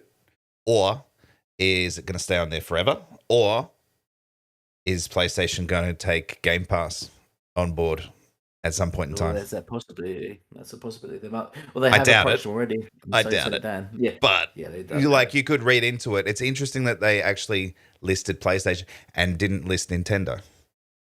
Yeah. It's an interesting statement. In my opinion, they probably should have just left it at more games on more devices, including Xbox, phones, PC, or online, and left it at that. And then you're not naming or leaving anyone out per se. But so it's a curious little statement there. K Mega, what do you think on that? Do you think there's anything to it? I don't know. It could be just a misprint, something like that, or just something out of bounds. You never know with these things. I mean, everybody's into some kind of conspiracy theory. I mean, it just goes back to people saying now start talking about that the Brazilian government is corrupt and this is the reason why Microsoft is doing this and vice versa. I'm not putting too much stock into this one. I think that this is just probably something that they were just putting what they wanted to put in there, and because of they just felt like they just wanted to just include the consoles or the platforms that they thought that maybe people might be concerned with, or that they might not come on there, and then just automatically think that they're coming on automatically coming on PlayStation. But like I said, I'm not putting too much stock in it. I think it's just a mistake on their end. I don't really have too much more to say on that one. I was just like, yeah, it's not that big of a deal either way. Yeah, I just think putting together a web page in the first place is sort of Microsoft's way of sort of just appeasing to the general public and sort of saying, hey guys, look, this is the benefits for players, creators, and the whole industry as a whole. And and we're outlining it or dot pointing it for you. We're not the bad guys here, and it's just a PR thing, just to make sure, Right. And look, we see this all the time. Like, there's plenty of times where PlayStation it's about advertising as well. Like, PlayStation, there'll be games that we know that's coming on to Xbox and Nintendo, but they don't highlight them. So it's one of those things to me. Like, it's like, let's not be overcritical to one instance, but then kind of pass over and gloss over another. If you got that same energy, keep that same energy with everything. So, I like I said, it's kind of, you got to pass on this one. This isn't that bad. This wasn't a big deal at all. Yeah. But people on Twitter will run with certain narratives and things to just try and get that anti-Xbox, anti-Microsoft sort of voice out there. But it's not really working much these days. Elite loves it, but I don't see a lot of it these days. I try and avoid it. Stoke it. You do. You like the sauce. Yeah. It gives me content for my channel, so I stoke it up, and then I go, right, that's all content for my channel. Thank you very much. Hey, shout out to Infinite Umbra. Good to see you in the chat, man. Umbra, wild man last night in the chat. Oh. I will keep it secret. But man, you come in there again, boy, I'm on Twitter. Don't play it. That's just good all the time. Now you have to say something. Umbra. Now. Yeah. Is he using mouse and keyboard in Halo Infinite multiplayer? Come on, you can tell us. You can tell us. I can't. I'm pleading the fifth on all this stuff, man. But I'm just saying, man. He and I know what's going on. Shout out to him. We'll have to get Umbra on the show at some point as well, man. And question him. He's cheating. Yeah, we'll drill him. Look at him. He laughing over there, man. You need to be putting the sweating emoji. No, I'm playing. Just big shout out to him, bro, and his crew, man. Sweating. Oh man. Right. Yeah, we got one more. We got one more. Actually. Two more. Oh yeah, two more. Unfortunately. Jeez, we've got someone called by the name of K-Mega made a post on Twitter the other day, that bird app, and it ran along the lines of Ubisoft, Bungie and others announced plans to salvage Stadia games. Do you remember that, K-Mega? Oh yes, I do. Yeah. Do you want to run with this? Yes, you do. My post? Yes, I do. Yeah. Yes, I do. Well, Google's Stadia service might be dead soon, but the studios like Ubisoft and Bungie won't go quietly. I think this is a good thing. So, okay, we all know that that it's going to finish up early next year. We've also heard that they're going to give some of their customers or all of their customers refunds, etc. But what happens with all that content, all those development teams that they signed on to make games for their service? Yeah. What happens with that?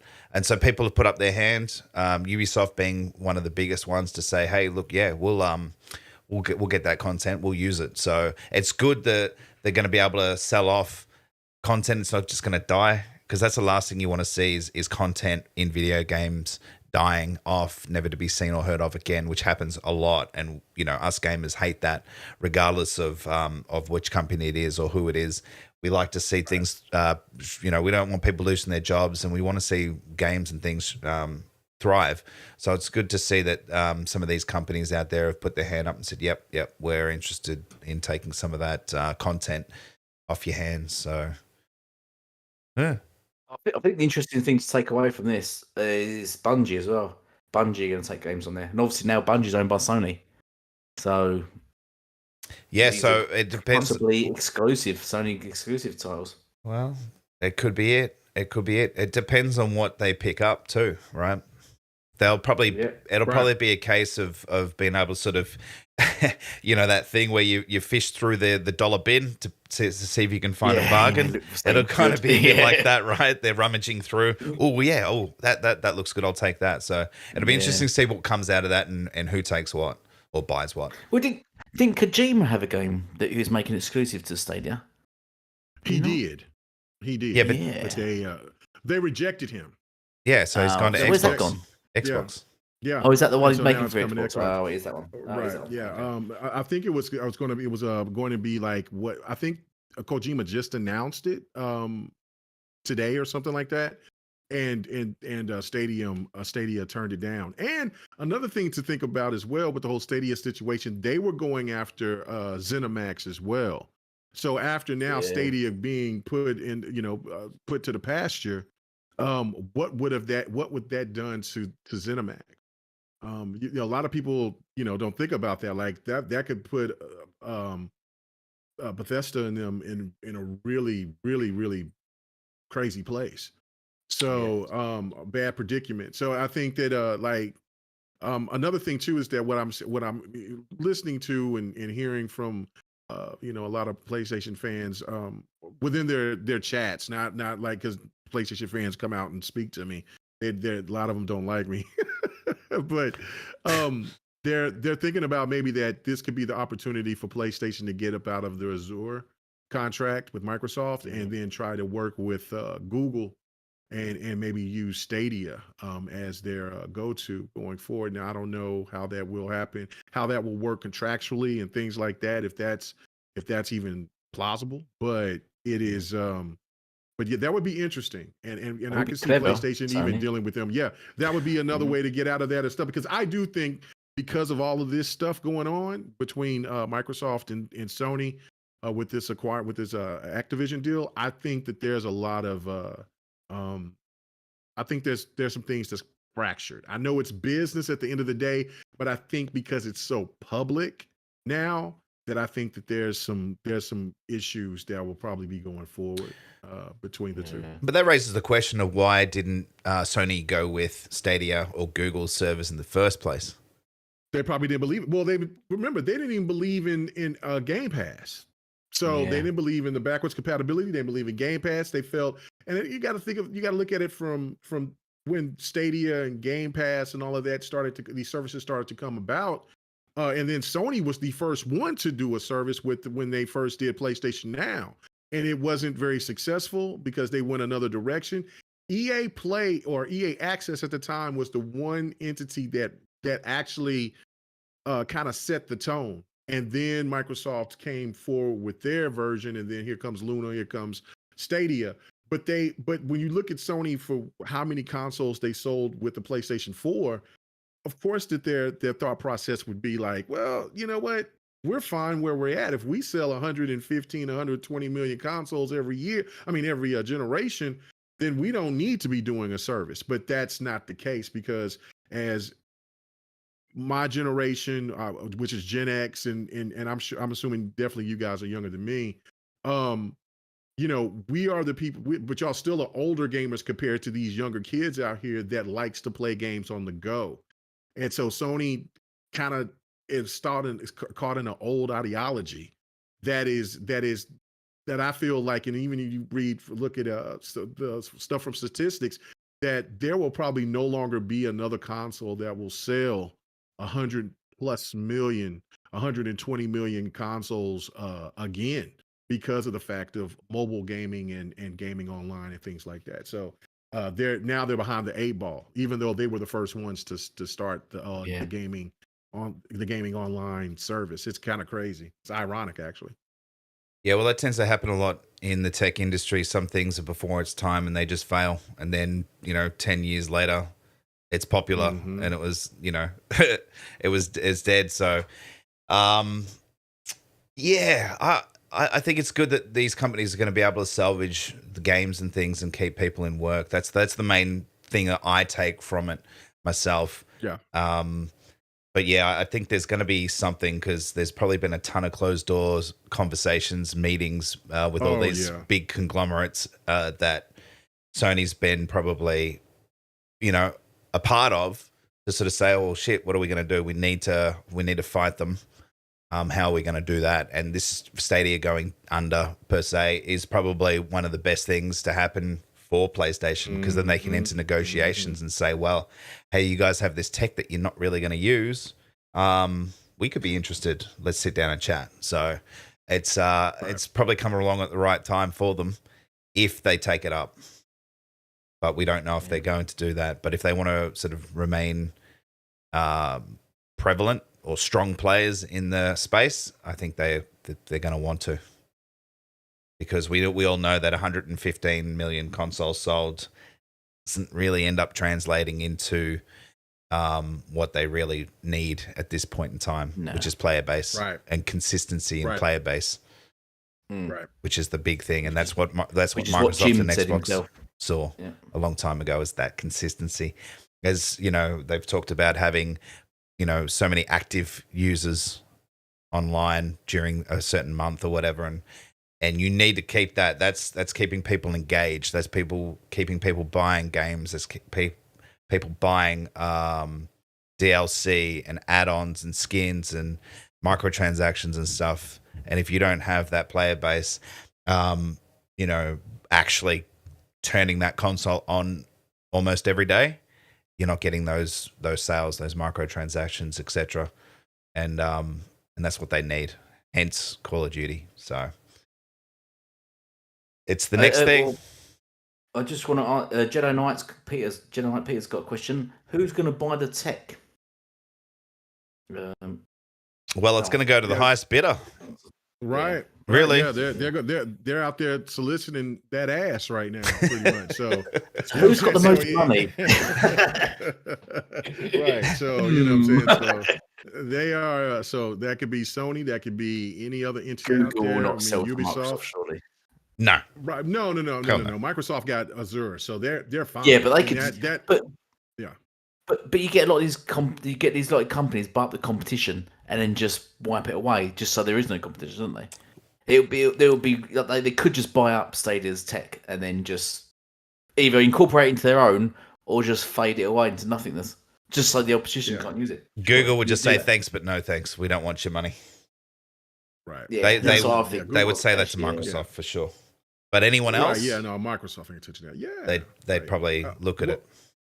Well, they would probably look at Apple and Amazon. Amazon the same way, like, nah, ew, dude, get away from me. But anybody else here, we good for you. So yeah. What about Disney? Yeah, absolutely. Yeah, because I mean, Disney, Netflix. Sorry. Well, hey, in the next 5 years, Microsoft could own Netflix. You know, let's not forget about what that little partnership that's going on, and then you know, Netflix is having this on and off issue right now, and they're trying to buddy with Microsoft. I mean, you never know what that situation could turn into. So, but yeah, no, I mean, now that would be gold. That would be rich.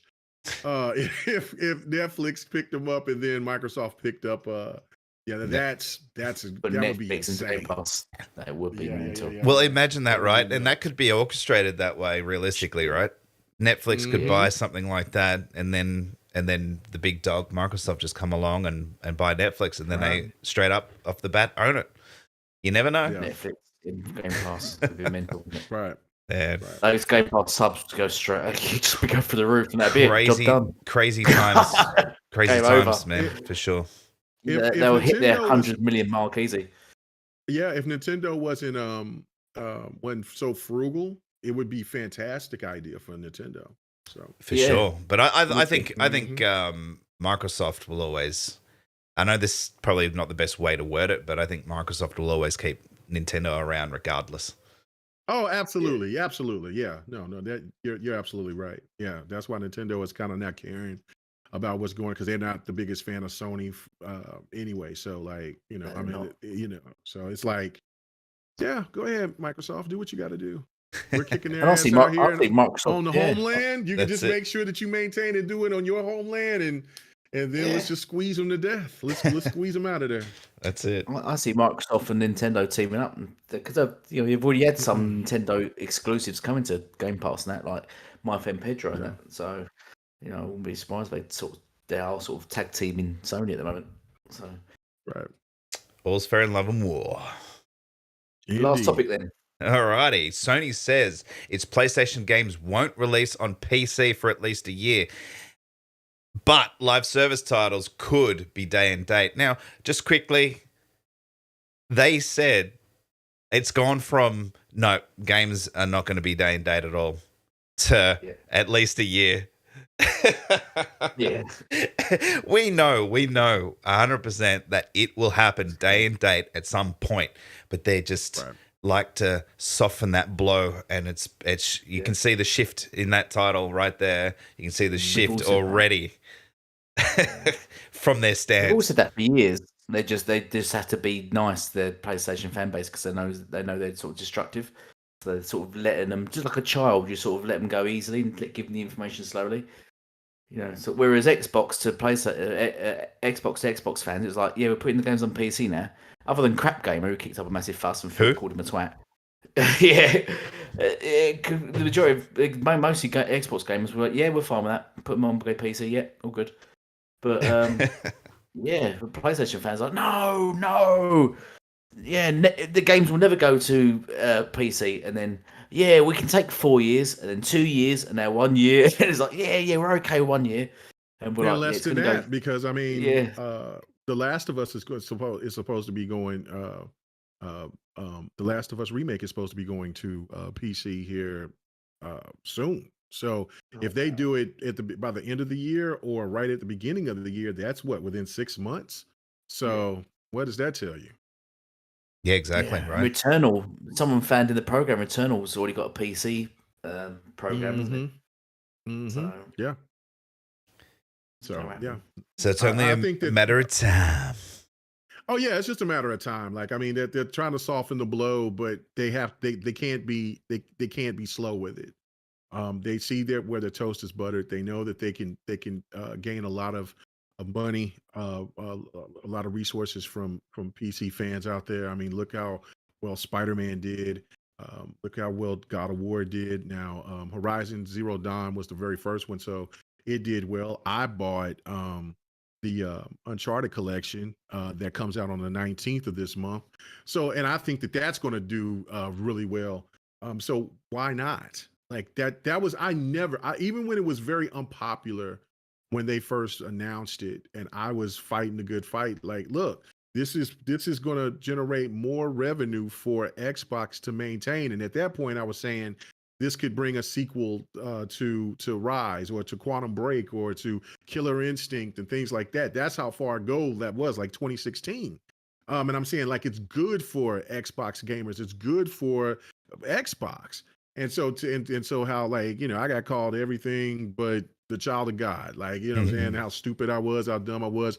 And when I said when PlayStation will do this, because they will, they're not going to leave money on the table. When it happens, I want you guys to sit there and to you know, give me my flowers. Of course I never did. Crickets, but the thing of crickets. But the reality of it is that look, man, this is where gaming is going. Like, I mean, why would you alienate the potential of having your game being put on PC when 9 times out of 10, I bet you would ask most PC gamers, they're not going to buy a console. They may buy might buy one console, but they're not buying all 3 consoles on top of their PC. So they'll just maybe, if they may get a PlayStation, they may get an Xbox, they may get a Switch, and most likely because a lot of people have a lot of love for the Nintendo, they will probably most likely buy a Switch and maybe down the line catch a cheap PlayStation, or you know, just use emulation, which is the hardcore thing of why the sales aren't crazy big on PC like some PlayStation fans thought that it would be, because emulation is king over there. So I mean, it's you know what I'm saying, but it's smart by them, and yeah, get to it. Like I think by the time that it's all said and done, here within the next couple of years, that it will be for single player games, it will be a month out, and multiplayer games it'll be day and date. Yeah, and we know that they don't currently have any live service games. Like what others have said in the chat, they're working on them. I think they're going to try for, what is it, 8 or 10? But that's going to take time. So it's interesting that this has sort of come out now as a statement as well, because the live service games are a bit of a way off, unless they're sort of speaking on behalf of the Last of Us multiplayer, maybe. But those things. Yeah, I think there's 4 games right now that we can mention. Is the Twisted Metal game, the Factions. the factions, then the Horizon game, and then you look and see something else. Like I had it on the top of my head, but now it's left because I was reading what other Zinc was saying. Look, I don't even know if the Uncharted collection will have the multiplayer of the Zinc. I just know that I got it for a good deal on CD Keys for $36 instead of, so I, you know what I'm saying, because you know, I'm like, oh, I'll go ahead and cop it, you know what I'm saying, because I never played the first Uncharted. I played 2 through 4, but so I want to kind of understand. Yeah, so I'm like, yeah, this will be good for me. I've played them. These are just ports, right? They haven't remastered or redone anything, have they? With that collection, they're supposed to have, you know, up-res, and of course PC. They'll have them to where it'll because Nixis, if there's one thing that they do a very good job of porting. So they'll support the 60 to 100 or 240 frames per second, and if it was according to what kind of what kind of CPU GPU you got, then yeah, that bad boy's gonna be cranked up and looking real polished. All right. Well, yeah. Look, I didn't find the controls that much different to going forward, so you should be pretty straightforward with that. Actually, just on the whole PC thing is that as I mentioned earlier in my intro, I was in PAX yesterday at PAX Oz, and most of it's geared to PC. Most of it was PC stuff. It was a little bit of console. You could play some console PS5, Series X games. Nothing new, obviously, because there's nothing out. But majority of the stands had PCs. It was all PC games. So if that's any indication right there, is that's where the industry is really going. And so that's why console, I wouldn't say is niche, because I mean, something niche is not really known. People know about console gaming and have for a long time. And if you're selling millions of consoles, it's not niche in my opinion, but the player base on PC is a lot bigger. We're two different types of gamers, but with Xbox putting games on PC, it's blurred those lines a little bit more. And obviously now Sony doing it, it's definitely a part of the industry, the gaming space that these guys need to be in, and that's why there's that big push for it now with Sony. It has to happen. So yeah. I just want to jump in on this. So my question, I've got two questions actually. One is the year thing. Now they've narrowed down to. Can you hear me? All right, I'm botting. They can narrow it down to a year. I don't see the point in that. It's definitely gonna. They're definitely gonna go down date, because I don't see the benefit of being 1 year. Because revenue. It's delayed revenue, because why wait 1 year for your revenue when you could just have it on launch? Because, you know, all the PC gamers that have been already waited 4 years to pay these games, when now it's narrowed down to 1 year, they're going to wait 1 year. They're not going to go, oh no, you know, I want to buy this game on PlayStation 5 day one. I can't be waiting a year, because they've already been told to wait 4 years, and they have done. So when it goes down to 1 year, it's not going to affect them. They're not going to all switch to PlayStation 5 just for 1 year. So you're going to lose all that launch revenue just because, and you have to wait a whole year for that revenue just to come in. It just seems pointless. And I think they're going to say that's why they've already narrowed it down from 4 years to 2 years to 1 year, because I think they're just trying to get to the niche point and the main sort of revenue point, and the main revenue point is day one, because the game launches, it's all hyped up, everyone knows about it, and that's when you buy your games. A sale's a sale, right? After a year, sale's a sale, and after a year, sometimes that hype's gone, or you lose interest, or you've got a backlog, and when you've got other games coming out, you think, do I need this game now when I've got these games? And you sort of tend to forget about them, don't you? So I don't think this year will last very long. But the other thing I found interesting from the whole thing is they said they're going to extend the cross-gen thing on PlayStation 4 for longer as well. So, yeah. Yeah, which in 2020 they said there was going to be no cross-gen, and now in 2022 they're talking about extending it. So will Spider-Man possibly also be on PlayStation 4, which means will we get a Spider-Man 2 remaster in 2025? Is the question, isn't it? I just looked at something what Tryhard said in the chat, and he's right, because I thought it was all of the Uncharted, but it's only just 4 in it's just 4 in the DLC. So damn it. Anyway, but that's fine. I do have the the collection on my PlayStation. But I wanted to play all of those games on the PC because I knew because that's what the one thing where people were saying the first one, like you was just talking about Ashtray, that like the first one played just horrible. It just played because I started off on the second one. So dang it. But that's okay. I could play 2 and 3 again. And that's why people were saying remake the first game, but they went ahead and remade The Last of Us instead. It's like, yeah, why? that would make sense. Yeah. That would make sense. Yeah. So appreciate that, Tryhard. Oh, so you picked up the Legacy of Thieves collection? Is that what you picked up? Yeah, okay. Right. They don't have the collectors like I thought it was like the one that dropped on PlayStation. But they just got that one, the collection of just 4 and the DLC. So, but that'll be fine too. It's all right. So, like I said, I didn't pay $70 or anything for it. I paid $36 for it. Have you played 4? I played 4, never beat 4. Okay, and I never picked up the DLC for the Lost Legacy, for the 4th one. Yeah, that's good. It's short, but it's good. Yep. Yeah, I've heard very good things about it. So yeah, I'll be definitely showing gameplay. It's actually, in my opinion, probably better than 4, to be honest with you.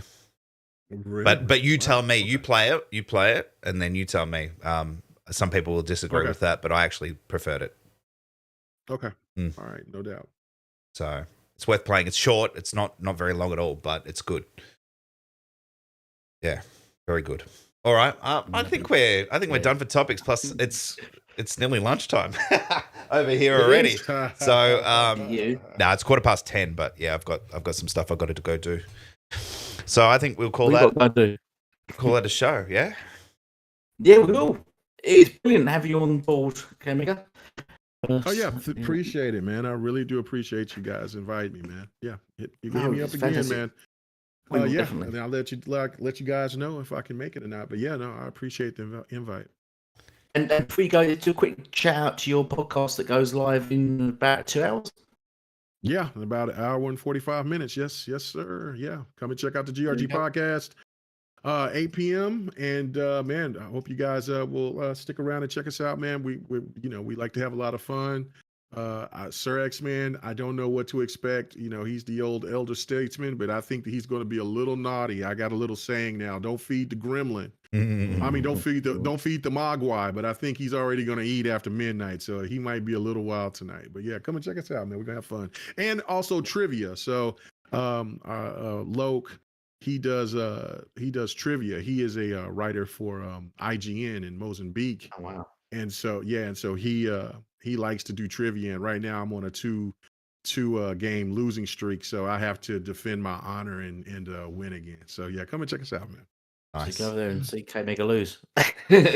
Wow!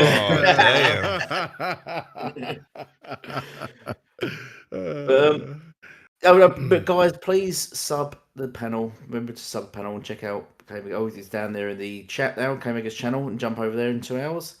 It's better than Rand's podcast. Wow. Yeah. Don't do that. Don't do that. How many drinks have you had, Elite? Only 3. Yeah. What time is it over there, Elite? What we are now? midnight. Oh, okay. Well, you're good. You're good. Yeah, 3 drinks is yeah, light. Right. Yeah, you know what I'm saying? By midnight for me, and if I decided I wanted to, which I've kind of stopped now, but if I would drink on the podcast, and it's being a host, and then I'm already like at about 6 or 7, and then that's just too much. But you had a podcast that went for like 3 hours, didn't you? Oh man, the podcast 2 weeks ago went 4 hours. Like when people start talking, they just let it. So, but no, we will not be. We will be cutting that down. So, we're having fun. But yeah, no, I mean, I don't want to have marathons. I just want to. Let's talk about some games. Let's get the hell out of here. I want to get to some gaming. Indeed, for sure. Gaming's more important. Or go and talk to my wife or something. Jesus Christ, I am married. Yeah. You better check in every now and then, otherwise you could get in trouble. Right. Might be somebody else here if I keep on. So I gotta keep on. So imagine those people doing 8-hour spaces though. Yeah, that's crazy. I could maybe do a space every once in a while, but yeah, like the frequency of some people, the way that they do spaces, they just man. I just don't have that much time in the day. Nah, pick up a controller instead. Play some games. Yeah. All right. Well, I'm gonna head out, but you can find me at AshtreyGaming everywhere. It's all spelt the same. It's an E, not an A. Because I used to smoke, hence the ashtray, and I liked the name Trey when I was a kid, so I put it together. Ashtray makes really sense. Weak. Yeah, but that's what it was. That's what it was. So I've kept it since high school. That's how long back it goes. Bloody 20-something years. Anyway, I've got my own YouTube channel. I make a video every now and then, not as often as I should. As I mentioned earlier, I went to PAX. I took some video of that, so I might put a little video together for that tomorrow and chuck it up on my channel. I'm on Twitter as well. PlayStation is also AshtreyGaming. So yeah, that's where you can find me. Thanks for having me. Always a pleasure. Thanks for guesting, K-Mega. It's always good to talk to you. Doubt. Should catch up more often. Our hours differ a bit, so when Xbox Live and stuff, but when we can, we'll catch up. Oh yeah, sure thing. Also, on Xbox and on PlayStation, you know what I'm saying, which it's my side piece, but I still play on my PlayStation. It's a K-Pac 405. So like Tupac, but just put a K right there. So it's K-Pac 405, and then Nice. Also on Xbox, it has the same name, K-Mega 405, and on Twitter at K-Mega 4. Man, come and check me out. Say what's up. And yeah, support these guys, man. Support, these content creators, man. They're working hard for you. Thank you very much. Mm-hmm. Elite. Obviously, we can find you here and the Come dumpster, here. but where else can we find you? In about 5 minutes in the toilet. So I really need a poo. Oh, Anyway. dude, come on. No, but All right. but seriously, you can find me here. You can find me on Twitter. That's about it, really. You Yeah. can find me on Xbox playing co-op games. If you're into co-op games, I could do with a companion. Stop playing these single player games, they're boring. Oh shit. Yeah. Heavy. Thank you all for joining us anyway. Yep, I think Are we that's gonna it. sign that? Thanks, guys. I think we're done. I don't have the outro, so I just have to end it now. But catch you it guys now, next week. Appreciate Thank coming you. by. See you again next time.